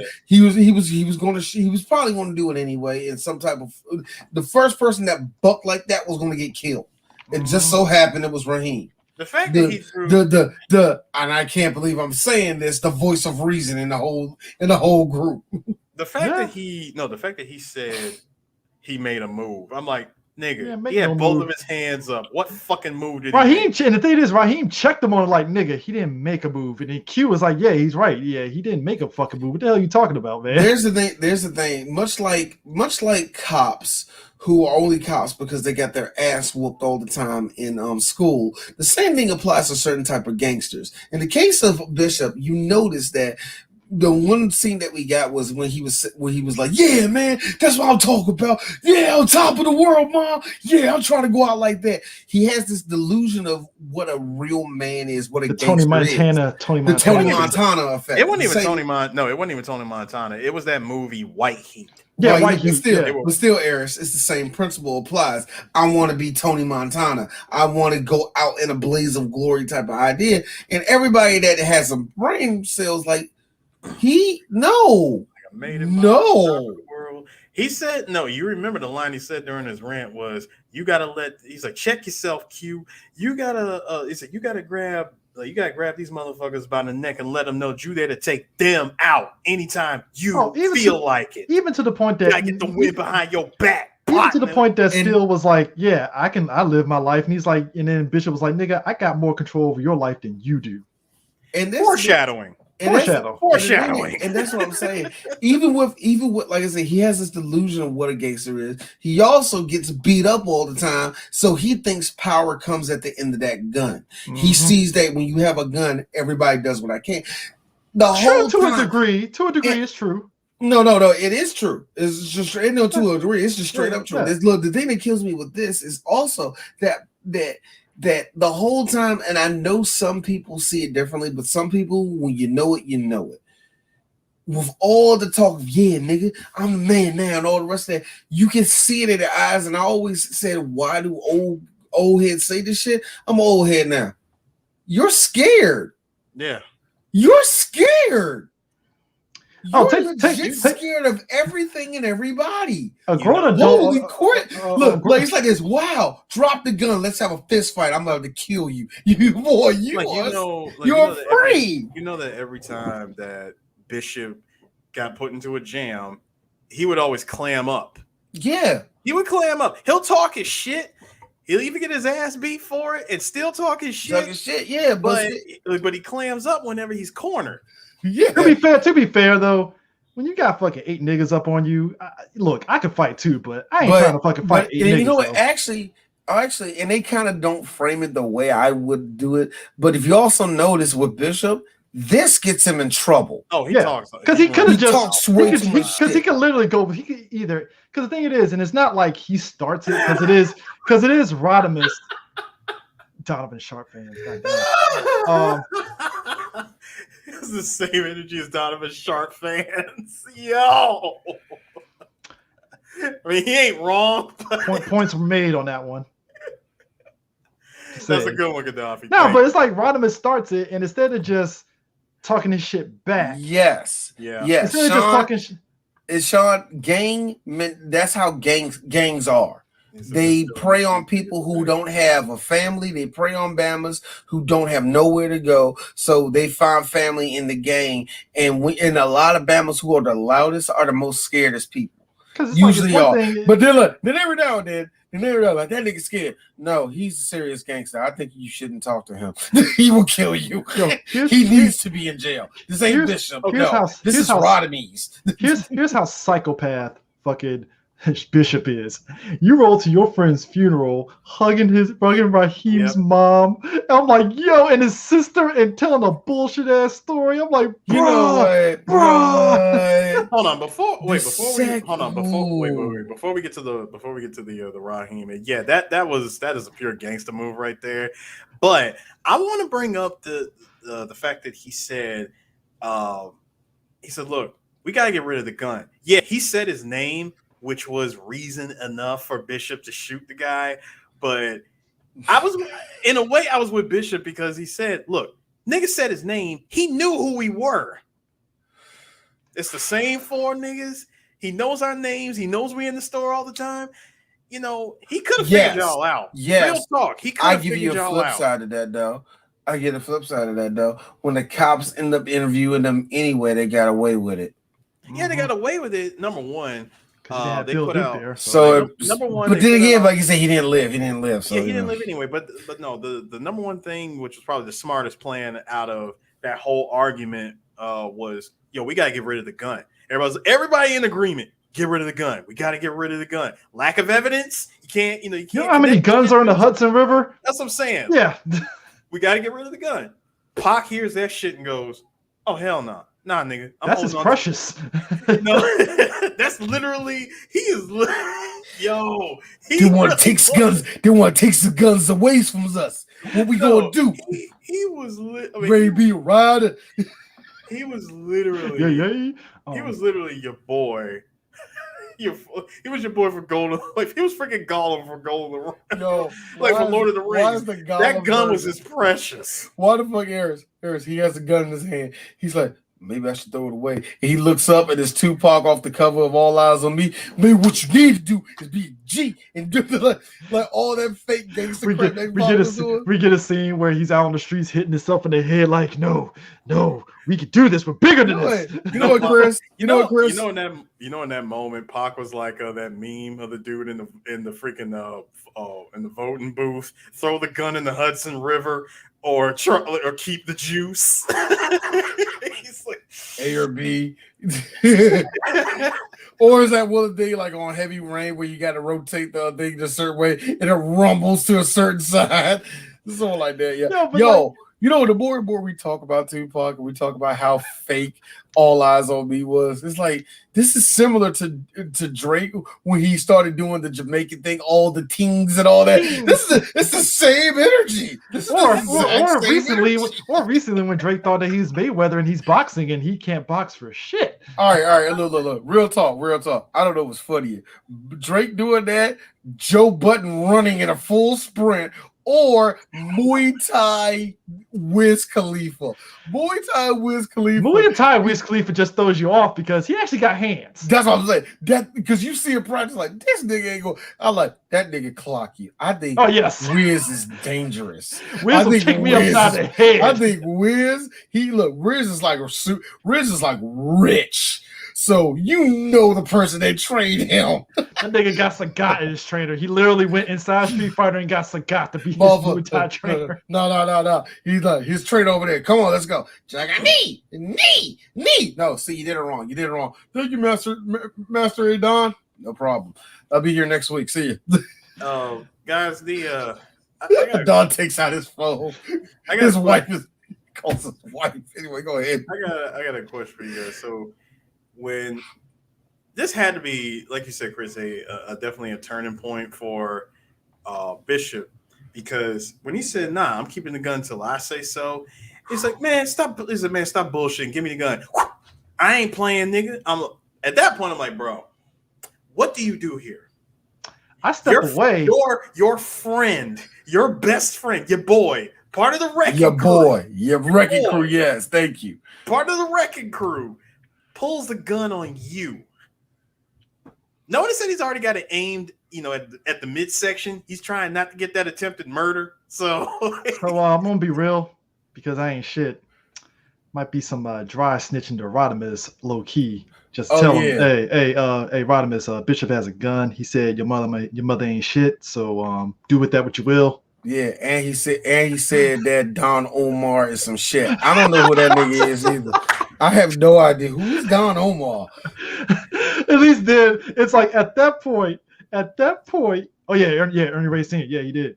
But at that point it's like I would have dry snitch. I ain't gonna call the cops because at that point that's gonna implicate everybody. But you gotta dry snitch to Rodimus so Rodimus can get the jump on Bishop. At the very least, Bishop is getting jumped and they take his gun.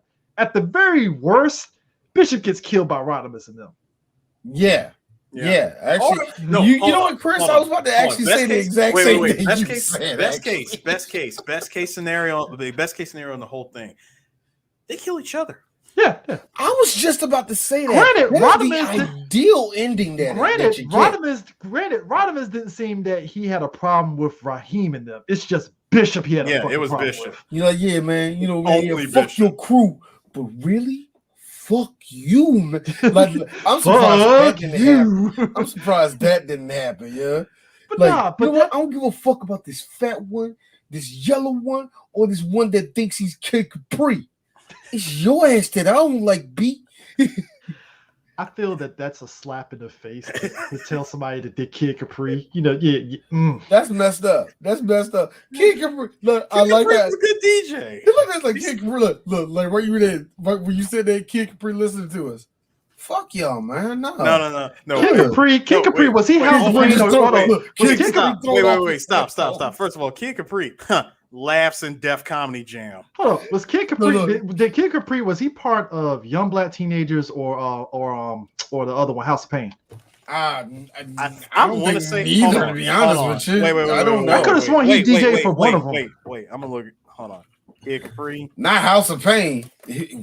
That would be amazing if he did do House of Pain. That is some Kid history. Capri. That's gonna make me listen to that Whitey Ford podcast, man. Kid Capri was associated. He was associated with Big L, Jay-Z, DJ AM, Nas, KRS-One, Warren G, Big Pun, The Lox, Snoop Dogg, Foxy Brown. But say New York. Okay, all right. I'm thinking of somebody else. No. He produced stuff for Boogie Down. Okay. There you go. Like I was say, if but then again, I was opening it up like if I already did House of Pain, I'd be like, yo, now I'm definitely listening to that Whitey Ford podcast. I'm getting him mixed up with DJ Scribble. Yeah. Who was the DJ that ended up leaving them and go and do Limp Bizkit? Who was that? That was their DJ. Their DJ that they overhyped. DJ Lethal. Lethal wasn't bad, but white people act like he was freaking Just Blaze Premier and the ghost of freaking Terminator X all rolled into one. Yeah. DJ Qbert is better than DJ Lethal. Let me tell you something. Okay, Chris, that is something to say. DJ Qbert is. I love DJ Qbert is like literally like 90s scratch DJ, but he can actually do some mixes too. So I'm like, yeah. And he did not. Gaddafi. He did not work on Marauders. I don't think he worked on Marauders. Nah. Now, if he did. He was probably on that little. Nah. That was the other that cover. That you know when they had all the different other rappers on the cover. I forgot the name of that one. Not Midnight Marauders. Though. Yeah.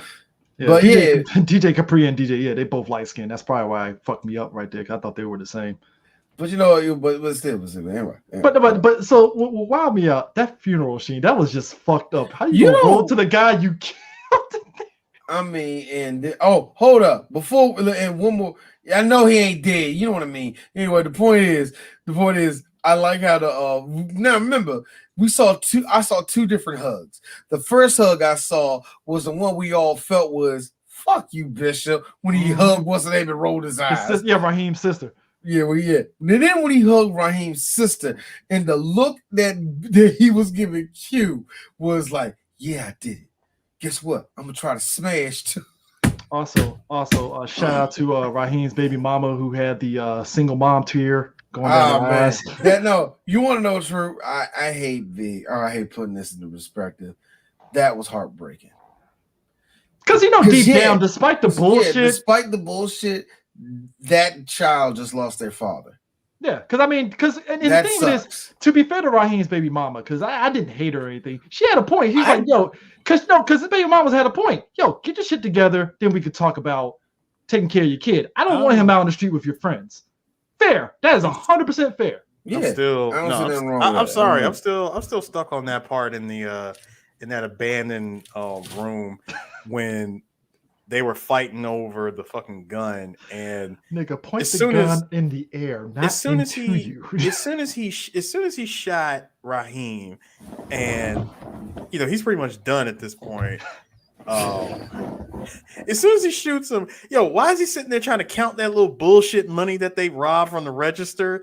And Q just looking at him like, nigga, you going crazy. Dude. I like it because look at his face like, the fuck is you looking at? It's like that's like $13 in your hand. Which came up later when he was like, when Bishop was like, so Q, when you told me I was crazy the first time, I was tripping.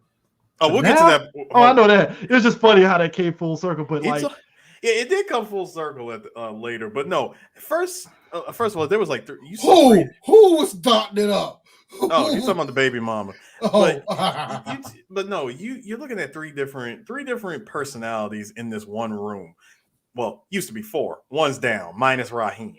But the 3, you're I'm seeing sorry, 3. Raheem had a personality. No, go ahead. No. Go Listen, ahead. there was 3 different personalities going like in the situation here. You're seeing 3 different reactions. Exactly. Q trying to play it cool.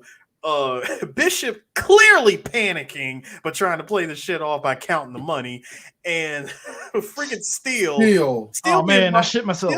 Still being the one that's it wasn't supposed to go down like this. Because Still, nigga is cracking up. Like, I mean, if you think about it, mentally. Still is like a kid that he's like, bro, I got both my parents. What the fuck am I doing here? Indeed, who would you be? Still, yes, I would be shitting myself. Yes, I would be. This Yes, nigga I is would crying. be. Look, did you see the name of the show, 3 Black Geeks? Did the word gangsta come out in any of that? Yes, no. Also, you got Bishop talking about, hey, look, man, listen, if I go down, we all go down. Those motherfuckers ain't gonna care about who shot who. Yeah. And the thing of it is, I'm like, which goes back to no. But it goes back to Raheem's original argument of getting rid of the gun. But we find out that Bishop is doing what makes it so easy in the 90s, hearsay, because yeah, I know. It's like, what the fuck, yo? Dude, Bishop is doing what you can do so easy in the 90s, which is hearsay, because he starts this whole plan of, I'm going to set up Q and just throw it out there that Q is the one that killed Quillis and Raheem, and no matter what Q does, who's going to really believe him? Because it's just hearsay. And you know what, Chris? Actually, he didn't even. He didn't try. He was attempting going in that direction, though. Hey, Chris, you know what? You're absolutely right, man. It was so easy to do that back then. Michael Jackson only had 3 dicks, and Drake has 5 penises. Done. Tweet. Anyway, what you saying again? Tweet. Well, Twitter will just shut that shit down and say fake news. You're suspended. I'm like, fuck. You're like, oh, come on, Chris. It is not that easy to like nobody spreads rumors like that just for no fucking reason, man. Vince McMahon had 14 little girls inside. Well, you got everybody that has a hard on hate for Vince that'll actually believe it. But actually, here's the sad part. Here's Vince. Damn. They caught me. God damn it. I thought Epstein didn't put me in that look. Hey, you know what happens? Vince tries to buy out 3 Black Geeks to shut us up. Joke's on him. We got the fucking license, nigga. Pay up, bitch. Don't do that. Did you ever see that episode of The Simpsons where Homer had that fake global CompuServe, whatever thing was? and then Bill Gates was like, all right, guys, buy him out. And all they did was break the computer and started busting everything. He's like, you didn't think I'd become a billionaire overnight just by being nice, did you? Oh, and took the fucking thing that was drinking the water and shit too. Yeah, like, oh, no. Like they had a whole rack of pencils. Homie just snapped them. I love it because they're doing minor damage, but Homer and Marge are like hugging each other. Now here's the thing. When Rodimus and Bishop meet up and stuff, they get into a chase by the cops. And real talk, this is really important because they got this nigga in the air, jacking him up, got a freaking knife in his nose. Now, as this is going, guess who Bishop sees in the background? Raheem and Still. He sees Q and he sees Still. He's like, yeah. Then my nigga, why they backing away? Oh, Q already. Really? Q knew what time it was. Crew no more? Q knew what time it was. Like, oh, you came to his funeral? Yeah, payback's a bitch. Let's get the fuck up out of here. Also real look. And all right, now D, yeah. What would you would have did? I would have did just what Q did. Now D, yes. Tell the truth. What would you do? I would have did what Q did, but inside I would have been just like Still. What we gonna do if he show up? Yo, Q was like, I don't know, man. Wait, stop. First of all, I side with Q. I'm like, yo, I got a reason why I would have just backed away from the whole thing to begin with. You want to know why? Number one, this nigga cost me my DJ contest. So I'm petty. That's second place. I'm petty. See, he got second place when you know for a fact that he could have easily washed everybody. Yeah, because when they came back from killing Quillis, he's like stuck on the DJ, and then that's when the cops rolled in. No, it was the second time. It was after Raheem got shot. Yeah. He went back. Did round 2, nigga. I'm surprised he was even able. No, he couldn't even start. No, he was stuck because he was right there in the finals, and he was stuck. And that's when the cops came in. He gets called, and then that's when the cops show up. I'm like, bro, he was just about to go on, and he gets second place. Mm-hmm. I love the psychopath move right there from Bishop. Hey, yo, man, Raheem was just killed, man. Did you hear about? Yo. The fact that they gave him that freaking Casio with a yellow ribbon on it saying second place. Hey, that shit was hot. I'm just saying. It's a Casio, nigga. Nah, bro. I wanted that. Listen, that was a Casio, man. No, I wanted the pair of the gold 1200s. Well, you that's a Casio. That is the LG phone of stereo, son. Hey, don't be mad. UPS is hiring, all right? No, fuck that shit. Fuck that shit, nigga. I came to win. Okay. Why are we quoting Christopher Wallace? What is he? He wouldn't say that line for 2 years. Who's Christopher Wallace? You know what's so amazing? He's actually selling crack 5 blocks down the street. You know what's so amazing? 3 years prior, Tupac was doing like straight up drama and doing ballet. 400 miles in Baltimore. 400 miles down in Baltimore. I mean, he was doing the most college stuff. He was not in the street or nothing. Then all of a sudden, all it took was Suge Knight saying, "Nah, nigga, here's a Dr. Dre beat and smoke this weed." Man, the one thing I can appreciate out of every movie in the rap cinematic universe that has Suge Knight in it, one constant thing: Suge Knight is a fucking dick. No matter which movie it is, whether it's All Eyes on Me, whether it's fucking Straight Outta Compton. It's so easy to make because Suge Knight is a real life villain who lost all of his juice a long time ago, but still push people around like he got rank or something. Well, at this point, in other words, Suge Knight better be glad that the Bloods are not like the Mafia because they would have killed him a long time ago. Because I like how Vanilla Ice still to this day has that laugh, but he's dying inside every time he hears Suge Knight's name. Like, that didn't happen. Yo, but like I said, it's just so funny to me to hear like Pac used like if you whatever. Anyway, but anyway, so during this whole process and stuff, right? Bishop is trying to get Q and Steel by themselves. Q clearly is not fucking with. We weren't done with. Hold on, we weren't done with that scene though. Oh yeah. So remember, at this point, he jacked them up. And then the cops get there and they sprint. And they get tackled to the ground. He punches them. He's about to grab the gun. And then the cops come. Because he got a gun right there in his sock. So they're running from the cops and stuff. Get into the alleyway. Hey, he was like, "What?" I think we lost him. All of a sudden, bow, bow, bow, bow, bow, bow, bow. Riverside, motherfucker. Top 5 pull-ups. Yeah. Top 5 pull-ups in movies. Top 5 pull-ups in movies, dead or alive. Yeah. Top 5 pull-ups in movies. Top 25. No. Realistically. Top 100 greatest lines in a movie for me was Riverside, motherfucker, because what preceded that. So it's in top 100 greatest quotes. and that's not just one shot. Bishop decided to quadruple shot because he was like, bow, bow. Quadruple. Bishop gave him what I like to call he gave him the full ocelot. He gave him all of them. Now, did you get the point now after this and stuff down the line? Because this is a whole aspect of Q's with his girl, with the older chick and stuff, and he's trying to figure out what the fuck's going on and stuff. I can tell you, you're being sexually abused. Oh, you're talking about something else. Okay. Yeah. Now, here's the funny part. When Bishop is talking to Trip, right?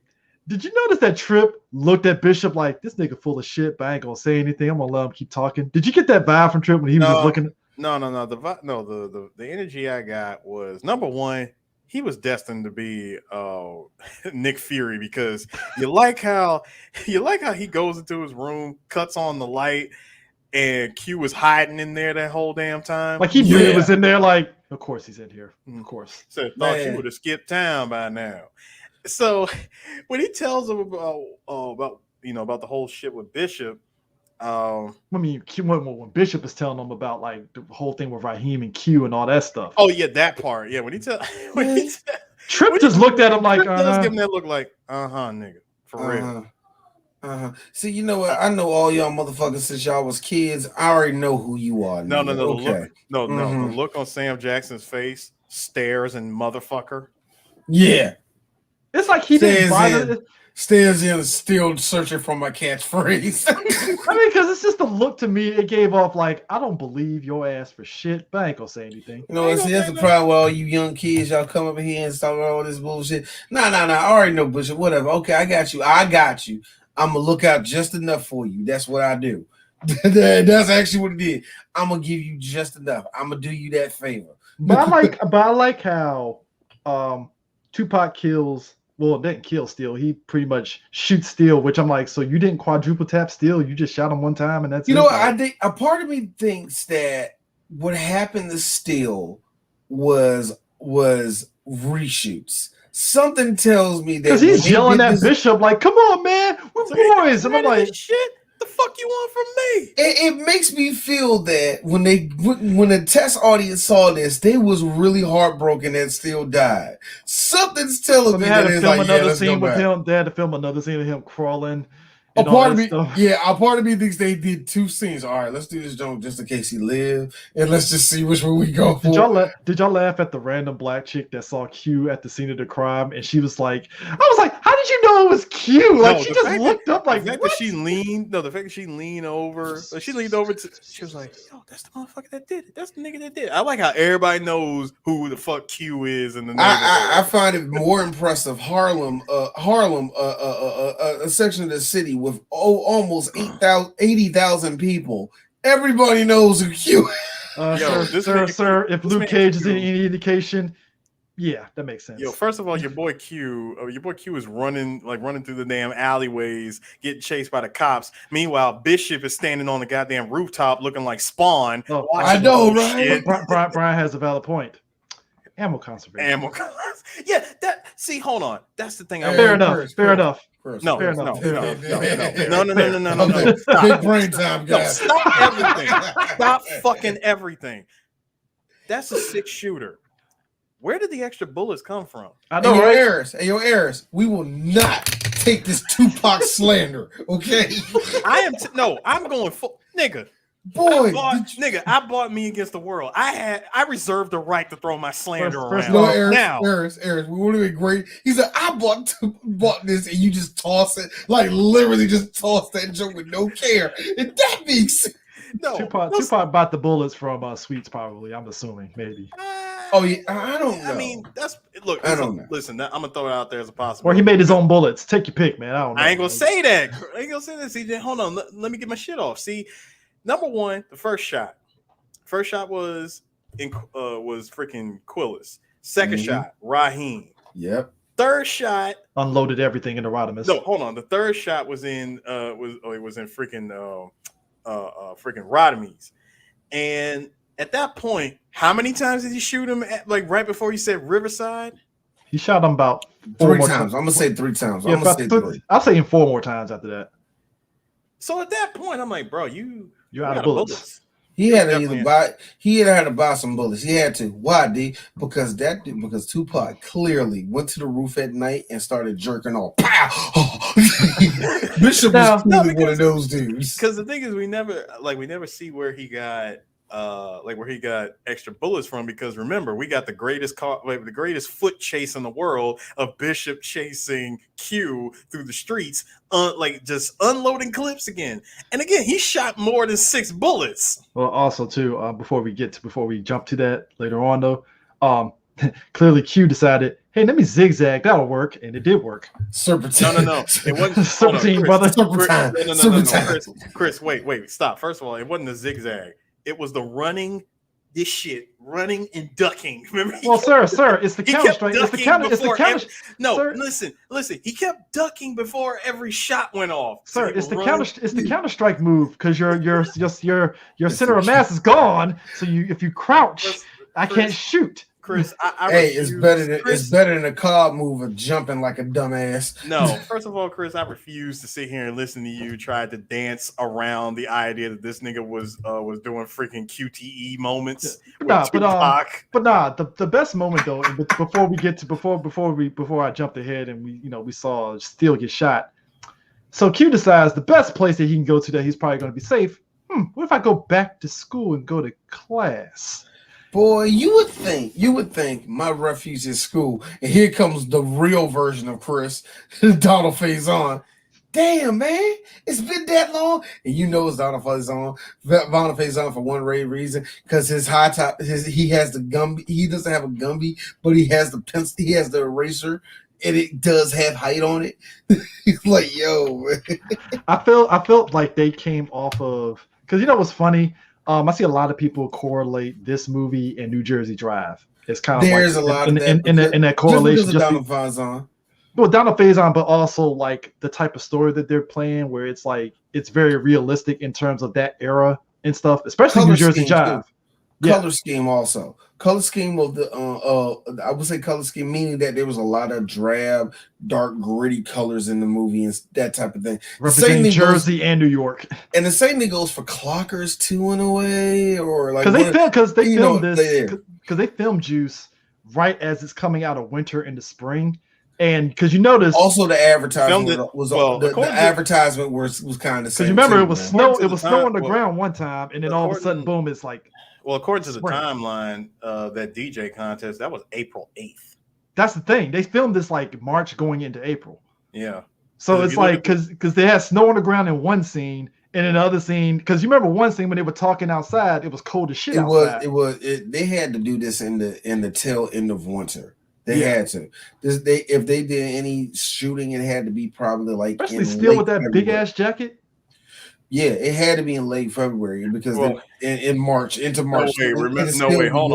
Hold on, guys. Remember, it's April. April still has those days when they would throw out the sneaky ass cold weather. And it's and it's New York. And on top of this is before the world said no. Seriously, this is global warming. All right, in 1997, it's going to get hotter, and y'all going to be cool with it, and then it's going to get real hot by 2005. And that's how you get flooding in Richmond. Yep. So like the Midwest, I'm about to butt fuck that. My god! But I loved after y'all don't drain the Mississippi suddenly, nothing. Suddenly Lake Erie got bigger. I know, right? It's like I can swim to Canada now. Spice Adams. Spice Adams is the mudslides of California. But what made it funny is that Q, again, he's clearly haven't been to school in a while. You know, opens up his locker, blowing up the Dustin books. I like the transition when he closed that locker and boom, Tupac's there. I was like, oh shit. I got a clip that I didn't put up the clip I actually used on Instagram. The first time was when he closed the door, like.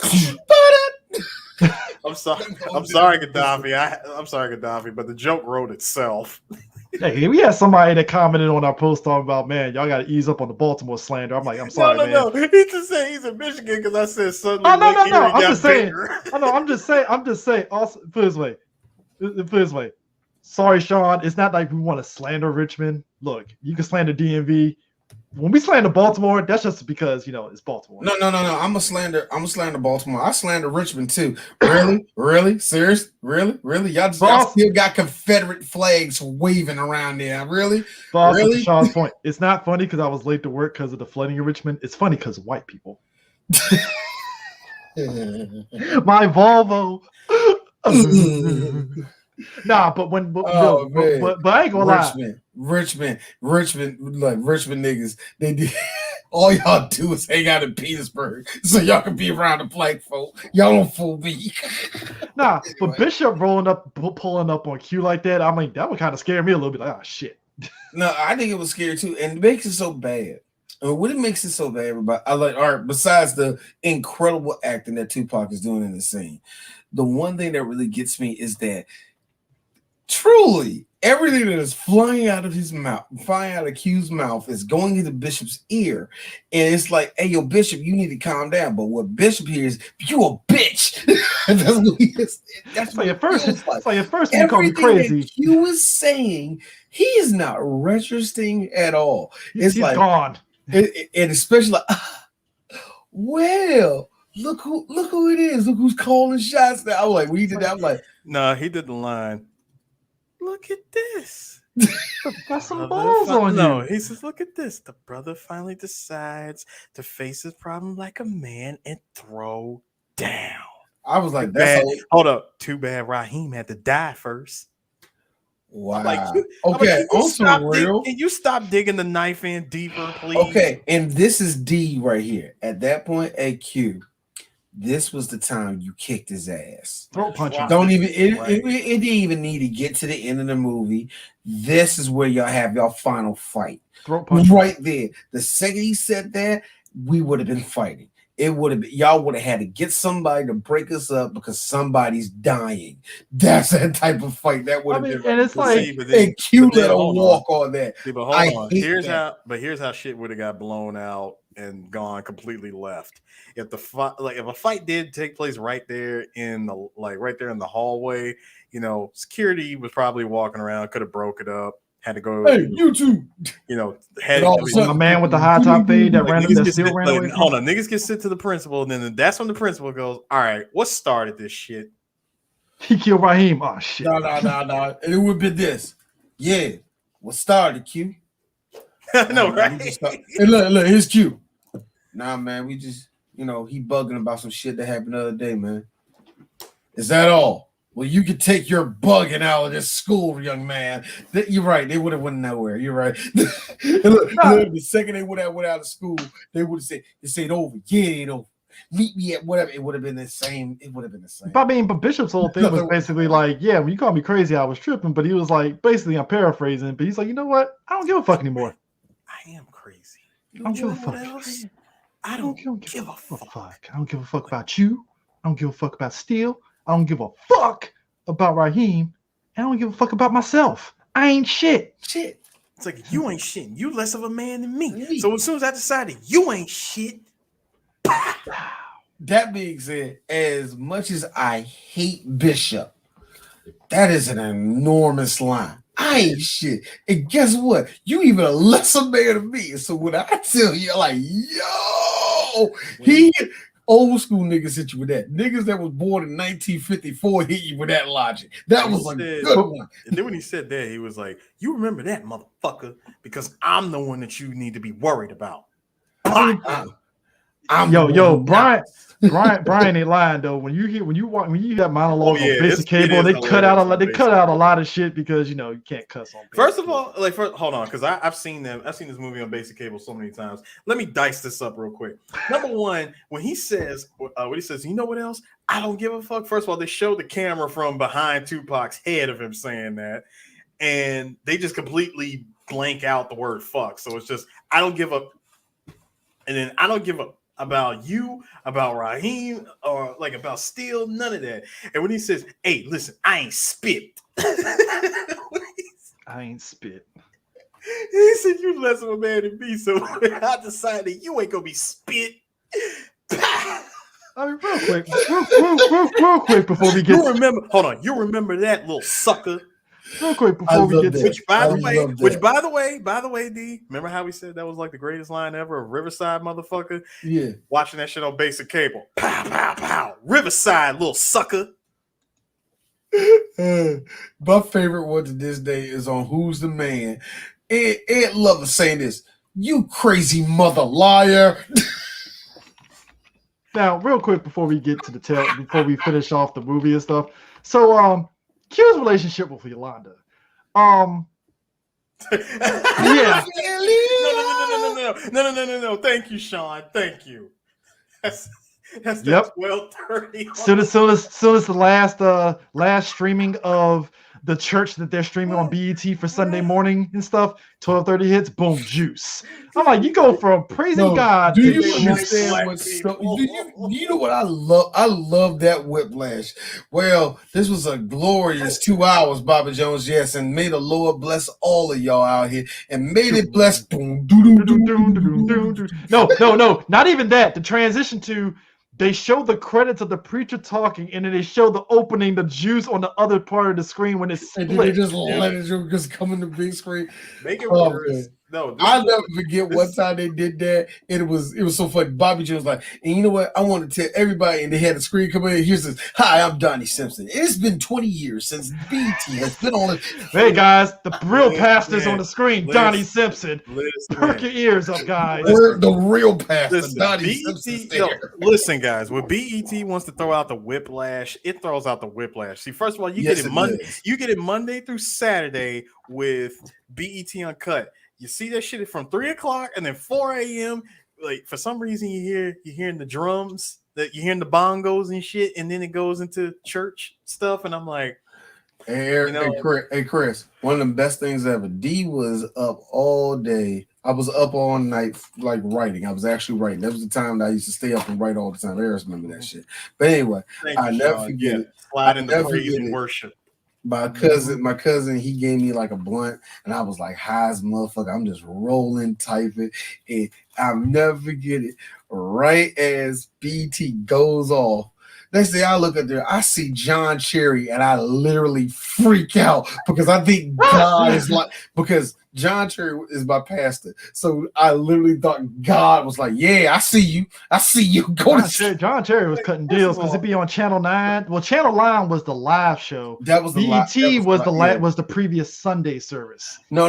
BET, what they did, BET would get like the delayed Sunday, and it would get the delayed Bible study because they used to show our Bible study. Oh yeah. You're right. I really gotta ask this question. Since we on BET Uncut, real quick, how do you go from showing Ludacris's pussy popping video and then we go straight into praise and worship? You can't do that. Or a random bootleg North Carolina rapper. Oh, yeah. I like white white girl song. To flip over to Bobby Jones, nigga. No. Or the worst one is seeing freaking Chopper with Chopper style. Like, why is this on BET Uncut? There's nothing uncut about this version. Oh man, that or like like what was that like? The right third, the uncut version, People like this. I love it when you throw it right there. All of a sudden, you hear it fade out. Evidence, ladies and gentlemen, faithful, like over live from Crenshaw, California. The best one was seeing your boy Drake's cousin doing White Girl. All of a sudden, Fred Price, hello, ladies and gentlemen. Like all of a sudden, you see Fred Price, little short George Jefferson mustache ass show up on there, talking about sinning. You like, I swear I'll never understand that shit. Like you said, as soon as it would either be before church stuff or after it. Like we get the heathen shit. It's weird. You know what? BT knew what they had the entertainment that black people looked at the time: music videos, church, and comedy. They like as much as we knock BT for not having. This is what I'm talking about. This is the best picture I can. This is the best picture I can find. Bro, like I said, that right there is what 31 looked like. And my man, he did the thing that older guys do where they suck their teeth. Like, okay. Mm-hmm. Like, what kind of name is Q? Whatever happened names to Mustafa, Akbar? Q. I got a question, sir. Quincy. So why are you so mad at me, sir? Is it because somebody stomped out your shape up? Why are you mad at me? You said somebody stomped out your shape. Why your whole shape up look like the stat line of the New York Mets? That makes no sense. I got a better picture. Bro, why you shape up? Like, oh my god. I got a better picture on this. Listen, somebody shaped up my man with a number 2 pencil eraser. Nah. Somebody shaped that nigga up with a butter knife and try to like dig in on the sides to make sure the hair's up. Damn, it ain't coming up. I got, what? Damn, man. All right, forget it. Like, the point is this. I got a question. Hey, the point is this. The homeboy was getting cucked by a 16-year-old. We ain't put that in perspective. I mean, and it's like, we don't know the circumstances that we know is like clearly he cheated on his girl. So she was like, pack your shit. So she said, I'm going to cheat on you with a 16-year-old. You know what? Look, this whole thing is just, it's disgusting. Yeah, it's just weird. It's weird. And it's just like at that point when Q clearly, he's a 16-year-old kid that got a lot on his mind. here this woman going, like I'm a grown ass woman. I'm gonna put this grown ass for oh, hey, look. When Q cussed her out, she turned to his mom like, "You ain't about to cuss me out in my own house." And I'm like, "Lady, I saw don't that. do I was that." like, lady, baby, all it takes is for one cop to be a little bit mad and you're done with it. Ease up. Let his Yeah. age angst work his course, all right? Yeah, because this is the 90s. So back then it wasn't a crime for a lot of people. Yeah, there wasn't a crime back in the 90s. Back then it was nice. No, but don't get it twisted. It's like I get where she was coming from on like, hey, don't check your tone, but at the same time, it's like, lady, he's a teenager. Check your tone, lady. You're a grown ass woman sucking my 16-year-old penis. Dick. Who's the one? We just smoked. Checked I blew your back out and we smoked weed. All right, like I blew your back out and you. Who gave you the drugs, man? Look, I blew.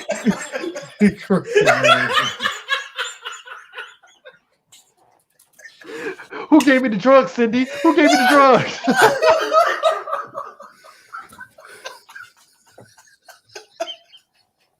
It was you, Cindy. I learned it from you.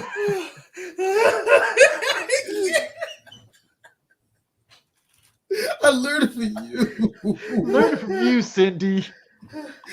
All I wanted to do was have an education. No, my bad. Why am I calling her by her real government name, Yolanda? That was his girlfriend's name. I'm like, I learned it from you, Yolanda.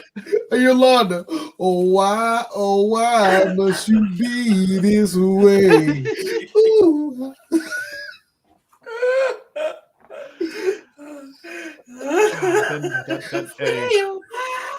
I ain't gonna lie, man.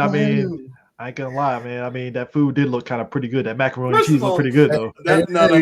Chris, I got one more. First, get it right, Chris. When Q was sitting there feeling guilty, nigga, that was takeout beef and broccoli they was eating. Take out my bad. Yeah, I mean, she said they asked the question, what's it gonna be? Because I can't pretend. All of a sudden, Dawn Robinson, out of my mind.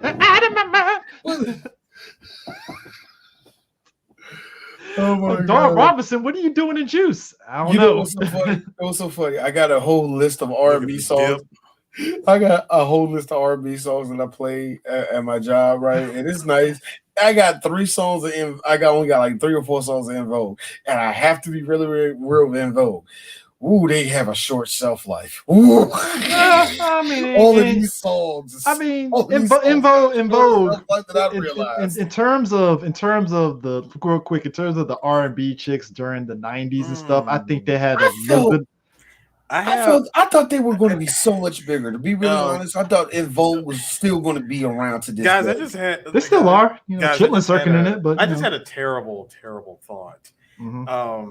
You know how we were talking about that, like that first scene of Yolanda and Q laying up in bed after having sex, smoking weed and shit. Yeah, sitting in the afterglow. No, not okay. First of all, that's straight 90s. Second of all, sitting in their juices. There you go. No. D, listen. The song that's played in the background is Aaron Hall's "Don't Be Afraid." A song that I don't care what you say. It's a pedophile's wet dream. Listening to that song, given the situation that took place, it's like on paper, this seems like okay, this is black love right here. But upon further investigation, I noticed several discrepancies here. I mean, when you think about it, though, you don't bring that all this perspective where she just laying on his chest. You know what we should do as a couple? Like, you a high schooler and me a grown ass woman with the line in the background. You can yell and you can hear me. Wait, first of all, very rapey line. First of all, she's asking. She's asking, what time is it? It's about 10 o'clock. Damn, I gotta get ready to go to work. I know, right? AKA, where do you have to go? I have to go to high school and make sure. AKA, I'm covering the night shift and I need you to get the hell out of my house. Yeah. Oh my God. I mean, let's be real. In Vogue, I mean, I hear all this. Oh God, all this child abuse is killing me. I mean, let's be real. Let's be real. D is taking the piss out of In Vogue, but I'm like, D, at least they're not changing bases. I not love changing Invoke. Let faces. me make it very clear. That's I very actually true. like Invoke. I already said it before. I am taking a piss out of them because their songs, as they're known, they're just not as strong as I thought they used to be. They don't got a lot of lasting power to it. It ain't like listen to an Isley Brothers album, nigga. That's what I'm trying to say. But that being said, yeah, Like, I truly thought they were going to be like the group for a long time, man. How is it that SWV's right here has stronger repeat value I than get any of weak. Invoke's stuff? I don't know, man. Never gonna get it. Hey, Is still Chris, never go to get it. Ain't got shit on weak. Ain't hold on. It ain't, huh? Hold on. Hold on. No, it doesn't. Trust me. When they do a New Jack Swing type of review, yeah, they play their songs. You know what's the jam? that when they play that, SWV washes in Vogue, and it's amazing, and by a stretch too. I'm putting it out there. That's just deep, but whatever. We're not going there. But anyways, because real talk, I don't want to see a versus. No, Gaddafi, Gaddafi, I'm gonna need you to stop it. Talk about this movie, like the ending of this movie could have used another Aaron Hall song. I miss you. No. See, at this point, the movie's making fun of itself. Stop. But at this point, so I'm sorry. Thank you, Sean. Thank you, Stephen. Yes. I'm just saying. So at this point, Q decides he's going to get a gun from Sweets. He gets one of the little, the little small little P gun. That's a shout out to Black Woman on this one. That's not even a 38. That's a 22. Mm-hmm. Shout out to the Black Woman on this one. You what's her name, son, ain't you? Tell her Jackie said hi. Look, man, see, it's those kind of touches that makes a black movie so good when you put that kind of shit in it. I love that. That's a black woman move in a black as hell movie. And there was a black woman in that writer's room that said we gotta put that shit in the movie. That was one of those things where I liked it because she was looking at her gun. She looked at him. You Tracy's son. Yeah, tell her I say hi. You are. She sees Q's mom at church and doesn't say shit about what happened. Or just real talk. And I hope this happens. I pray to God that don't happen to my son where they gotta do some gangster shit and they go to somebody like, "Is your dad D?" You good, nigga? You good, little nigga? Nah, man, you good. Tell D. Hey, man, tell him T. Say what's up, bro. Yeah, my nigga. Hey, don't be firing that thing, man. The part I thought it was funny was, he offered her like all the money that he had left, and she's like, "Damn, baby, they can't even get you a slingshot out here." I know, right? I was like, when he said 25, I'm like, nigga, even back then, I was like, he got him one of those fucking. I got $75 guns. You better come high. Like, son, listen, I can give you this little shit right here. It's a little 22. I can give you the Lupin the Third special. I can do that for you. I can't do that. First, no way, nigga. First of all, ain't no way in hell Q was gonna walk out of there with a Walther P30. That's the gun that Jasmine got. I said that. I'm no wrong. Yeah, thank you. It's the Jasmine guy gun. That's the Jasmine guy gun that Eddie Murphy. Again, I think it's the funniest moment in Harlem Nights. He's like, "Oh, look at this little gun. He got a gun underneath the pillow." And again, I hated the most. Yes, thank you for reminding me. Real quick, I just love how Eddie Murphy's timing went from all laughing and just like, "Oh, this bitch was gonna kill me." You know why I don't like as funny as that part is? Here's me. I hate this part of me. Why? Who are you doing this for? This is right now. I just laugh at it because that's some shit. Because that's some shit that would be something he would be thinking in his head. Thinking in his head instead of acting out in real life. So whatever. But anyways, I like how immediately next scene this nigga throws it in the Hudson River. I'm like. He threw it in the Hudson after the cop chase, the second cop chase of the night. I'll be honest with you, but honestly, if I was Bishop and he pulled that little thing out of me, what you gonna do with that instead of just make me mad, nigga? Also remember, Q. The moment he got that gun, it made him extremely paranoid. Because remember, he rolled a freaking homeless dude came out of nowhere, pulled the gun on him. He's like, "Man, don't shoot me." You know, I was thinking to myself that they wanted to bring that out. Like, see how crazy he got. So when you see him walk away from the dude, he's like, "Man, he said, man, this shit's driving me crazy." I'm like, "Yeah, bro, get rid of the gun. Hey, turn it into me." I like how Bishop called him. When I ride on my enemies. I like how Bishop called him out on it. Like, nigga, you threw away the gun. You're a fucking idiot. Also, real talk. Oh, yeah, real heard talk. you cut All the the piece. people that like that version of Pac make me sick. I hate y'all that like West Coast Pac. This nigga has lived on the East Coast. This is like, imagine if you will, Drake takes his love for Houston to the next level and just reps Houston for the rest of his career. Y'all wouldn't believe his ass either, would you? Listen, I refuse. Anyway. I refuse to let anybody take the steam out of MC New York. All right. Yeah.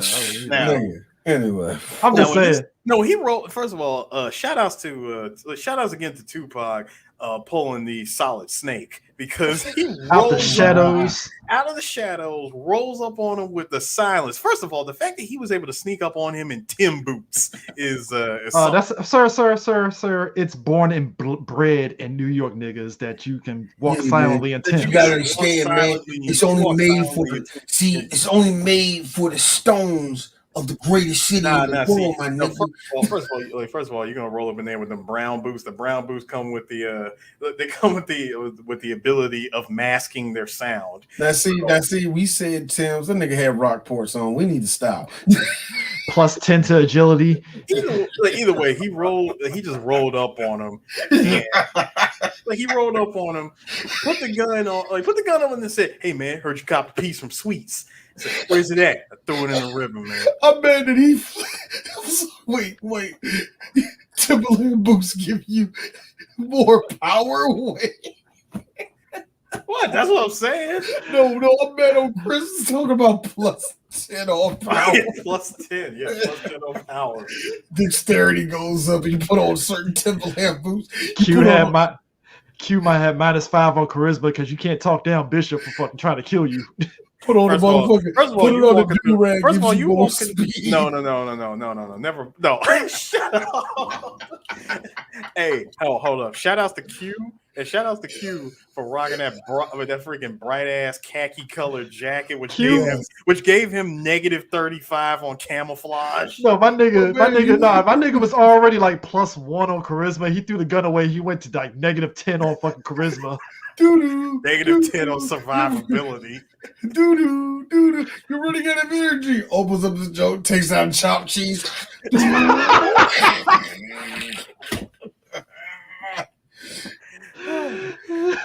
Yo, but like, dog, when hold on. Wait. Stamina meter running low. Pulls out an EPMD record. Yo, why the fuck? Why the fuck? If Gil was like the last person you had to fight, you get him the first round, and he does a resurrection. I'm dead ass, B. I'm done. No, but like when they're running away, I think as we said earlier and stuff, we're thinking it's more so Bishop is like missing and less than Q zigzagging, because it's like, okay, so like you said, Sue, he's just slightly ducking, and it's like ping, ping. I'm like, duck. And then he gets the luck shot before he walks into the building, and I'm like, so now you shoot him in the arm? First of all, I can't even count that as luck shot. That's more a Pac. You better not miss at this point because the nigga's running up the stairs in a straight line. You are standing there doing this shit with with aim and precision. You better hit something vital. Yeah, nigga, at that point, no. Because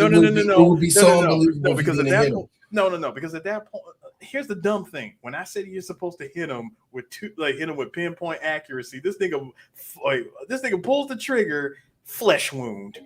I mean, yo, the best part, and I'm Q in this instance. Oh shit, elevator, I'm safe. I'm not even gonna lie, man. I ain't gonna lie. My butt would have clenched in that elevator as soon as I see the hand of Tupac open. I'm like, fuck. No, Chris. First of all, Q over here acting like this shit's like hide and seek. The elevator is home base. Yo, I ain't gonna lie. Yo, Bishop having the stone cold face, like. You know what? Also, and I always told myself this, and the more and more I think about it, because I remember when I first he literally looked like this in the elevator. Yes, he did. Also, we don't talk about it. And people would know this if they watched Adventure Time. Tupac had like the Finn eyebrows, where Finn's eyebrows get like super thick for no reason. Like that's how Tupac had those same brand of eyebrows. You know what? But for real. ever since I saw this movie when I was about 9-10 years old, I've always said the same thing. Crouch down. And every time I think about it, it's like, D, that is the stupidest idea. But I like how Q got bold and was like, "Hey, nigga, you gonna kill us in the elevator?" And just bitch was like, "Fuck it." No, he just looks at him and says, "The fuck you gonna do? Shoot me in the elevator? Why not? Good idea, buddy. I got to be honest with you. That was a good move. Also, that was probably the best move you could have made. Also, I'm the other nigga that when he sees the gun hit the ground, slide, pick it up in the pocket. Yep. What happened? Like, hey, what happened to the gun? Connected another murder. Man, bruh, you know that man immediately was like, "Now I'm gonna get that motherfucker that's fucking my ex-girlfriend right now." Somebody disappeared from the earth in the next 24 hours because of that thing. Oh, that was involved in another. It was 91. 91. 92. Number one. Like number one. And Eric, it don't matter. The crack era was still going on. Wait. First of all, you made a good point. Somebody disappeared and it wasn't the gun. Oh, nigga. I'm gonna be real with you. It's 1992. Crack era is still going strong in New York City. Terrence from the Bronx got linked to the murder of Raheem and Old Man Killers, and he wasn't even fucking there that night. Man, that motherfucker like, nigga, I was shooting somebody else in Jersey. Oh shit. Well, the prints on the gun says otherwise, my nigga. So you going to jail? Man, I shot one nigga in nigga. I was in Brick City, nigga. I was all the way from New York. I ain't had nothing to do with that. Well, so I got to ask y'all this question. So we get another chase inside of what has to be like probably the most interesting looking house party that's playing How Can I Just Kill a Man? Irony, right? Now, you know what? The one thing I learned from DMX and Snoop Dogg's little verses is how much New York niggas listen to everybody else too. It's just that we only believe that New York niggas, we only fuck with New York niggas. Fucking that's why I hate it. Ice Cube's first album was inspired off East Coast music. Yes, it was. He went straight to New York, and that's why I hated about the whole. That's why I hate about the whole West Coast East Coast thing. That's what it changed Pac's sound. It changed a lot of hip hop to be a lot of fake shit. It was really weird. But the real thing that really got me about it was I remember when DMX talking about, yeah, man, I remember when Gin and Juice came out, man. We was like, man, this is the thing. Like, you gotta think New York niggas is hearing Gin and Juice and they're reacting like, yeah, nigga, that's how it is, man. That's what I want to do. It's like we don't think that. Like the whole thing with remember when Jadakiss was all doing like, yeah, nigga, this hip hop in front of all those people, and Cam had this look on his face like, nigga, you went down to Atlanta. Yeah, you did. Mm-hmm. You hung out with T.I. for 3 years, nigga. What are you talking about? This nigga, you was shit. You was on the A Bay Bay remix. Hey, nigga, you was on the same track, front, back, side. You was there with me. Thank you, Chris. Dog. Look. The one they got. We can go on to it, but real quick, I love how dead meat. I will say this: I love how Cameron has bounced around his L into a big W. His IG has been perfect since he lost because he is now making fun of his dumbass lines. Brandy, look at him. What does computers mean, though, nigga? Actually, the best Brandy. Brandy does that. That's hilarious. Best line ever is when E tells him getting a sandwich. He's like, "You're not even fucking damn D Block. You like freaking oh my god, Cam, shut the fuck up." This is stare like you're not even D Block. I love you Rough Riders. I love his boy though. I'm like, yo, Cam, man, get your verses shit up, man. I ain't did nothing to do with it, man. If you needed help like that, I would have rapped that with you. You should have been rapping up there. You've been with me last 10 years. Eating all this food up here. Like, why you ain't had that same energy for Jada? I'm just saying. I love that. Like, you don't even come at me like that, man. D Block the one that bears you. And I was like, and the makes it so bad is that Cam is keeping that front street. Oh, I took my LB, but guess what? I'm still Cam. Like, that is the most Rico thing in the world. That was very the fight on the roof between Q and Bishop is hilarious. Oh, hold on, real quick though. The thing I liked about that scene, Bishop, come in. The thing I liked about that scene, beside that, was no way. Tommy, you have to sit there and come back to us. No way. No, what makes it so good for me is this. Damn it, why didn't I ask Austin about that? Shit. Yo, the best thing about this scene is that his gunshot wound. I like how it's a perfect black circle with a little bit of smoke around it, Joe, in perfect 2 little long drips. It looks like it was painted on, man. Ernest Dickerson was like, all right, Omar, Man. you're gonna have to sell this shit. So, All right, Omar. You're gonna have to say this shit. This is the first scene we filmed for this movie, and the makeup person ain't got here, so we had to draw this shit on. I feel because he no sells it on the roof between it, because I like how Pac also no sells falling over the side of the roof. I'm like, okay, Pac, you clearly like you climbed over. Man, No, wait. Hold on. I gotta say my piece on this. That fight. We're gonna mention okay. The fight on the rooftop itself is honestly kind of comical, because my man swings a 2x4 at him because he no longer has. It's funny what Pac gets reduced to when he no longer has access to a gun. To be fair, though, I think that was the whole point, and I think that was the whole point. That's kind of, if I think back to the fight staff scene coming off the bus out of the neighborhoods, and I seen how fights. You know how you vision in your head 2 people, fist fighting and stuff. It never devolves into fist fight. It ends up being 2 niggas trying to fucking shoot each other from the leg and get them on the ground, and it turns into the most awkward slap fight ever because other dudes slapping them down from doing it. I'm like, this isn't a fight. This is just them going in a circle trying to do some shit. But I'm sorry. But hold on. But no, seriously, the fact that he takes 3 good swings, 1 barely connects, and the other two completely miss. He loses the 2x4. Like, yo, Pac, you pretty much lost this fight at this point. Man, plus man. 2 on minus 5 on block. No, minus 5 on block. Minus 10 on power. No, minus 2 on Jim Duggan's love. No. Then the worst part of all this, they completely ruin a pigeon coop on the roof. Man. Perfectly good pigeon coop. Minus 100. You ruin it. You ruin that shit with Q's half-ass Goldberg spear. Yo, man, this was a shitty fight. There's no way of getting it right. This was a shitty fight. No, and then hold on. Then Q gets 2 good hits, which sends Pac over over the railing. Right? He's holding on. Now hold on. Here's the part that was kind of stupid to me. You punch the nigga, right? He falls over, but yet you're quick to grab him. Hold on, Bishop, I got you, man. Y'all were just killing each other on the roof. Was this that? Hey, shit just got real. This nigga about to fall over. Let me pull him back up. What? So you can hold on. What? So you can fight him again?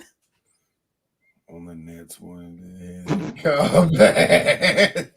He was rolling with this. Yo, okay. Did y'all know I love your Did y'all know D&D shit? The original ending, no bullshit. Pac was doing like he saw at the beginning of the movie. He went out on his own terms in the original ending, where he purposely was like, "Nah, get your fucking hands off me. I'm gonna kill myself." That was the original ending. So the original ending was Geese Howard. Nice. Yes, that made more sense to me. This one, apparently, the test audience didn't like that, so they did it to where Q was like, "Come on, man, I can help you," and then he slipped and.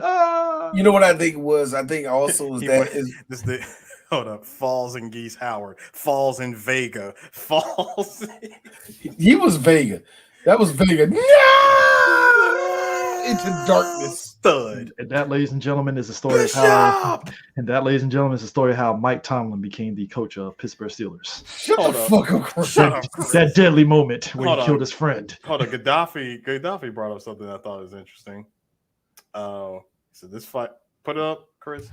This fight looked like if YNW Melly squared up on Tekashi 6ix9ine. Yeah, it would. Yeah, for a bunch of niggas whiffing punches. Whiffing punches and being loud for no damn reason. And then you end the movie with the guy that he charged $15 for the mixtape for saying, "You got the juice now." I'm like, hey guys, you witnessed murder. Wait, Chris, this damn it, you already beat me to it. Sorry, I was going to say, number one, that whole thing of Bishop, I got you, hand slipping, he falls out.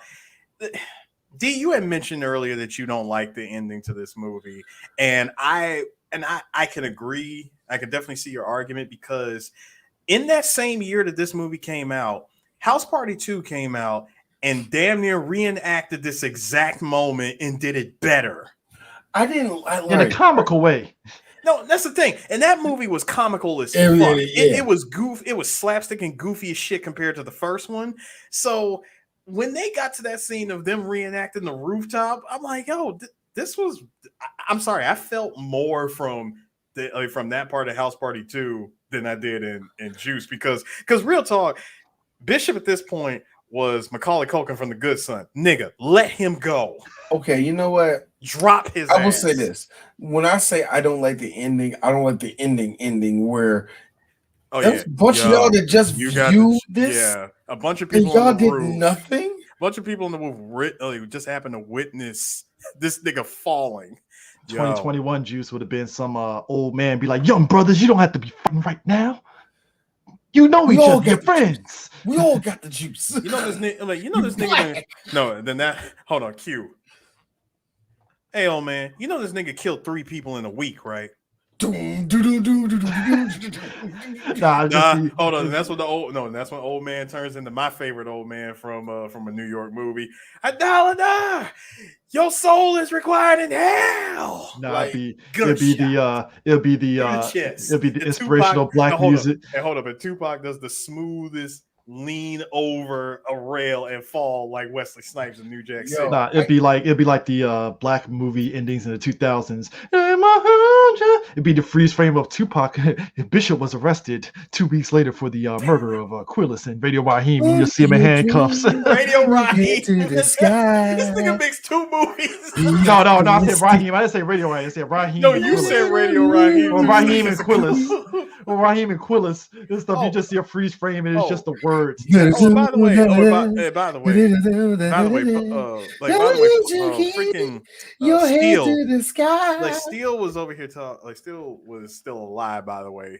And remember, he tells Yolanda, like, "Hey, look, Bishop shot me. He shot Raheem. He shot everybody. You know, he's trying to frame Q." And I'm like, "Well, you got your witness. The nigga told everybody, so Bishop is gonna go down one way or another." Hey guys, 3 Black Geek. Hey, D Shaw, 3 Black Geek. So if he was gonna fall off the roof, what was the even fucking point of even showing us that scene? The cops weren't going to show up at the end. They really weren't. Yeah, I mean, because at the end, hold up, Chris. Because at the end, how can I just kill a man? Here is something you can't. Speaking of which, no bullshit. I love that song. I love that song too. Love that song. So you hear that? But yeah, just fake me out. Q-Tip saying, "You got the juice now." Yeah. I'm just like, one time tried to come by my home. Tell my phone, I love that part, yeah. If you got somebody that knows that song, when you get to that part, they'll sing it with you. It is so hype. You gotta say, "Yo, it's so it's so hype." I love it. This movie. You know, I always mix in. I always take that song and I mix one line with Redman's "What the Album." Time for some action. Because that's where that line came from. Mm-hmm. This movie came out Martin Luther King holiday weekend. I bet it ate. At least in the black movie theaters, I bet. Oh yeah. It had less theaters than Hand That Rocks the Cradle because that opened big that weekend. But like Juice actually did open behind it, and it did pretty good. I mean, it beat out Hook and Free Jack and Father of the Bride at that time. You know. Yep, I will say this. I will say that fresh. I'm sorry, Juice. I said fresh. Anyway, but thinking of a movie 3 years later. Yeah, I know. But Juice, man, it's really good. It's like really good. It's still very good. Classic. Put it to you this way. I will probably get into a fight with somebody over this, but I think it's better than Boys in the Hood. Well, you know what's funny? I ain't gonna say who. I like Juice better than Boys in the Hood. I admit that. Yeah, I mean, I will say this. I had a conversation with somebody and stuff, and they were bringing up the whole thing about like, oh man, every time somebody brings up movies and stuff, they bring up Boys in the Hood, Juice, and Menace to Society, and what was the fourth hood movie? Menace to Society, Menace to Society, Juice, Boys in the Hood. Yes, Gaddafi. That is A correct. lot of niggas now are bringing up Belly though. But go ahead. Okay, Belly and stuff, and they were talking about like, there was just talking about like, Juan Carlos was it Carlos? No, I got it, Chris. Like Gaddafi. That's yes, it is freaking Giancarlo Esposito. He is the bad guy from Far Cry 6 and the man that shot Denzel Washington's Malcolm X. Yeah, so it's like they bring up. I want to say it's either Fresh or whatever the other movie was, but like the whole thing of, well, why do they always bring these movies when it comes to the 90s? And I'm like, well, if you think about it, these were 4 movies. New Jack City, that was the 4th one. But I was like, if you think about it, those 4 movies kind of came out in that 91 to 93 frame, and they were like the big movies, but they weren't. I won't say they were necessarily like representative of black movies. It was just like you just got 4 different versions of perspectives of what was happening during that time period. And also they were the biggest movies of those time frames for black people anyway. Yeah. You know what I mean? They just were. The only they didn't represent it. It was just huge. The only one that was big at the time that started a black person was The Bodyguard, and nobody likes talking about that, like for some reason, but whatever. Because Kevin Costner. But still, the point is like you just don't talk about that movie like that when it comes to that stuff. Like it's kind of weird. As much new stuff that was coming out for black people in the 90s, it was slow going in the early stages, and we got a lot of we talked about it with Strictly Business, because Strictly Business was kind of in the middle of all this shit. It lucked up to be one of these movies that come out in the early 90s like that. I think that it's kind of funny. Keenen Ivory Wayans won't get credit for Keenen Ivory Wayans and Robert Thompson won't get credit for the shit they did for a lot of people in Hollywood, but they really did, because even with Strictly Business, only reason why that even probably came to light was because Tommy Davidson was on one of the biggest shows that was on television at the time, which was Living Color, the show that was the only black show to actually get a fucking Emmy for a variety show, and it hasn't been one since then. He was on one of the biggest shows. Of course he was. On top of that, Tommy was one of the funniest people. So that, I think it just lucked up for that. In the case of this, it was just one of those things where Warner Brothers is like, all right, we'll put it in the black theaters. Let's see what this. Think about it. Tupac. I guarantee you, the white producers that saw this movie were like, we might got something. If you think about it, Tupac's first movie, Omar Epps' first movie. Yep. Khalid Khan was already engraved in Hollywood because he had bit roles. Technically, this was Pac's second movie, but I would say this is technically Pac's second movie, but still, he's in a starring role. You know what? I just don't have enough information on Pac at the time, but it was weird. Even with him being in this movie, people knew who Tupac was, so it was just weird. He had an album. He had it. It was just weird. I'm just saying, there's that whole section of like 1990 Tupac. It's just weird where he had a buzz around him. You know what I mean? He had a buzz around him. He was doing stuff with Digital Underground. Yeah. And he had released and at that time, before this movie came out, he was on. He put out his verse on Same Song. Then after that, he released his solo project of Tupacalypse Now, which had two solid, strong hits. Yeah, and the thing of it is, like I said, Khalid Khan was already doing Hollywood movies and stuff. So he kind of bit roles and stuff. So, but this was another movie for him. Funny enough, Khalid Khan, he don't look like it. That nigga was 26 in this movie. What? Yeah. Yep. So how old was the movie when he did Bones, nigga? That's what I'm saying. So he was 26 in this movie. Tupac and Omar Epps were the youngest. Yeah, they were like 18. 19. I think Jermaine Hopkins was like a year older than Omar Epps. So they were Khalid Khan was the only one that wasn't a teenager. He was like mid-20s. He played How old? Hold on. How old? Wait. He played it though. Tupac was 18, right? 18, 19? Like 18 or 19. Omar Epps was 17. Jermaine Hopkins was 18. Yeah, Khalid Khan was knocking on the door at 30 years old, bro. Still looking young. Playing a high schooler. It worked. Fuck it, So it's when you look at it and stuff, it was definitely one of those things. And considering this was like Ernest Dickerson's like very first movie. And man, here's the thing, man. Ernest Dickerson is one of those brothers that don't get a lot of credit for being a big part of Black Hollywood. We talk about it's so funny. We talk about Spike Lee. We talk about Spike Lee. We talk about John Singleton. We talk about these. We talk about Hype Williams more than him. Fuck, we talk about and rightfully so, Gary F. Gray and all the rest of them. But it's like, Ernest Dickerson had a big role. He did Bulletproof. That's a funny movie. Your boy, him and Reggie Hutland were a big part of this push for black people in the early 90s, huh? Hey, Sean. Yeah. Sean, we did that. We already talked about Bones. Yeah. Yes, we did. Yes, we did talk about Bones. Please look that up. He's as of 2020. He was under Spike Lee too. That's the other thing. And as of 2020, he has directed episodes of Bosch, Godfather Harlem, House of Cards, The Purge.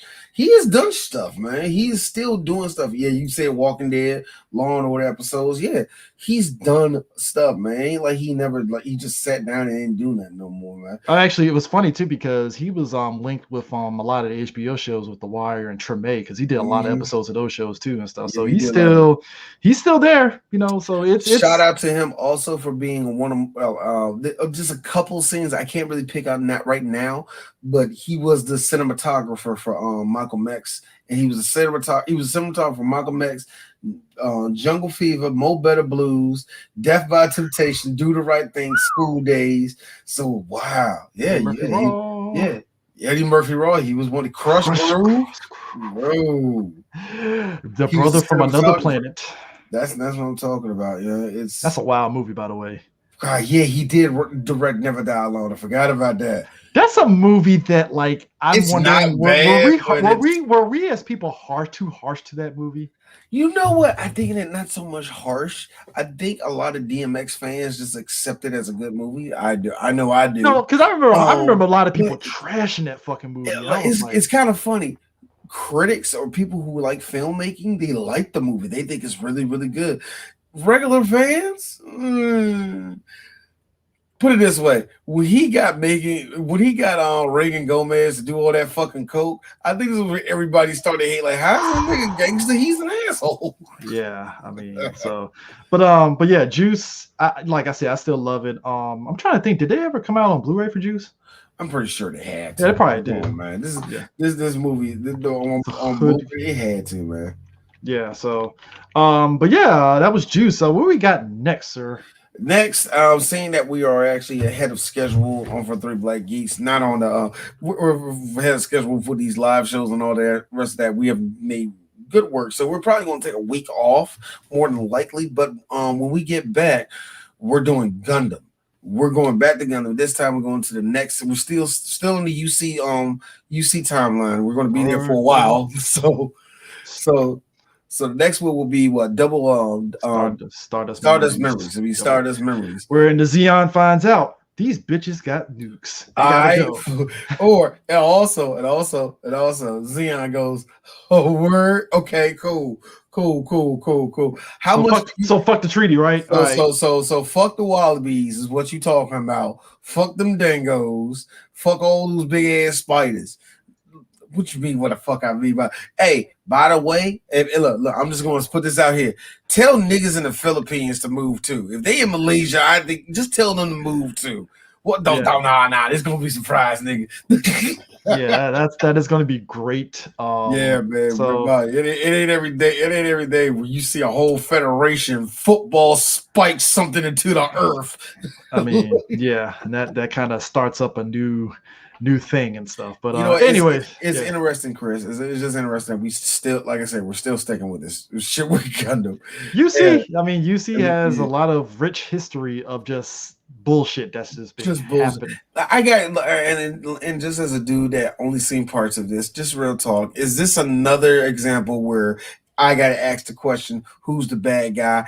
And all you, Prime, Jared, and Eris are going to go, both of them. Is it both of them again? It's really one of those situations with it where Xeon won the 1 year war, and they decided, hey, you know what? Let's have a Gundam. Because remember, this is after 1 year war. Remember, because Xeon won that? No. Federation did. What I'm saying is, I was about to say, because after that last battle, the Xeon retreated off to like just the far reaches of space. Like, think they're to retreat. The thing of it is, it was uneasy, but it was when they found out that the Federation made 2 Gundams. It's like, okay, and they found out one of them is armed with a nuke. They were like, hold up, y'all gonna break the Antarctic Treaty just like that? Y'all got nukes? What the fuck you gonna need a nuke for? And that's kind of what kickstarted Stardust Memories, because it's that angle right there. It ain't the Gundams, it's the Gundam with the nuke that the Xeon was like, hold up. Why you got a nuke in the Gundam? So I'm sorry. I can actually, I'm just saying this so I can lord this over Jared when we do the show. I'm sorry, y'all started it. In fact, it's what the Xeons do is equivalent to Eris's boy Negan when he said, what was it, pardon my French or something like that? Oh yeah, excuse he said, excuse the hell out of my goddamn French, but did you just threaten me? That is the Xeon when it was like, oh, nukes in a Gundam? Wow. Okay, cool. Yeah, they took it a bit far with, let's go ahead and just drop this colony. And I'm like, okay. Wow. Because again, as we've always said, that's the Xeon's go-to when the first plan doesn't work. It's like, all right, drop a colony. That's not even Xeon. That is villain go-to move number 38. Drop a colony. When all else fails, you drop something on Earth. Right there. Hold on. Either drop a colony, you drop Libra, you drop Axis, you drop something on Earth. Yo, I just like how right there it would have been one of those delays. Like, yeah, that's what happened. There was a nuke inside of it. Okay. All right, cool. Italy or Australia? What? Italy or Australia? Take a pick. Australia. Okay, that's a good choice. See you. Click. This time in Stardust Memory, it's the Midwest. Oh yeah. Yeah, Sean, definitely watch all the Gundam stuff that's on Netflix. And yeah, Char's Counterattack. Yeah. Basically, the ones on Netflix is basically they give you the Mobile Suit Gundam trilogy and Char's Counterattack. Also, if you can watch it, Gundam Origin, that gives you a good baseline of kind of where Char's mentality of where he came from at too. So. And I need to watch. Let me tell you something. I always want to see that. Hey, Sean, and let me tell you something. If you think Char ain't shit, watch Origin. It's funny because Char ain't shit, but it's like that's because the zombie family put him. Zombie family put him in that. It's one of those things where. But Chris, you and I saw Origin. He was already on ain't shit before zombie even got to him. He took a guy that looked like them, swap outfits. No. Don't spoil it. Don't spoil it. I don't even want to spoil it. I want Sean to see this. All I'm saying is, you saw the writing on the wall with what he did to Garma in Mobile Suit Gundam. That's all I'm saying. Yes. So, like I said, either we're going to take half a week, 4 week off, or we're going to take partial, whatever. But that's going to be our next one. It's going to be Stardust Memories, and it's going to be a fun one, especially before we go into October. I'm gonna promise you, I'm gonna have a set up on what the fuck we're going to be doing for this Halloween. You know, for this Halloween season. So we'll see what we're going. Sean, to answer your question, is he Q or Bishop? He is Q with Bishop's tendencies. Yes, he is. Yeah, that is Char in a nutshell right there. So, anyways, that is it for Bishop's tendencies. If it made sense. If it made sense. Exactly. Like, nigga, this is dumb. You know what? Maybe we do have to kill him. You all right? Man makes very valid points. I have to say, I don't agree with the tactics, but they are effective. No, it's after he kills him, then you find out, oh, wait, damn, that actually made a lot of sense. He was right the whole time. Shit. Yo, you know, it didn't hit me until I saw Char with that rocket launcher. Was like, this whole plan made perfect sense. I love Char. Oh my God! The second he came up there, whole girl was like, "Wait a minute, like is that Char? Garma, I'm sending your sister to you. This is my farewell present." When he did that, here's me. Everything makes sense. Yes, greatest headshot in history. Now, anime history. Now, what we just said. Now, that being said, number one pull up in anime history. Top 5 pull-ups in history of all time. It's top 5, but in anime, it's definitely the best pull-up I've seen in anime. Number 2. I'm waiting for another one. Number 2 in this wasn't even a pull-up. It was more of number 2 in surprise gunshot to the head move. Very nicely done, General Septum. You will not be needed any further. What? Actually, if you want to say number 2 pull-up of all time behind that, Chuck Bronson, Death Wish 3. Okay, I can either shoot you, and then I'm gonna shoot you. If you take 2 seconds of your eyes away from Chuck Bronson, that's all he needs. Oh my God! You know, the best part about how do you do that?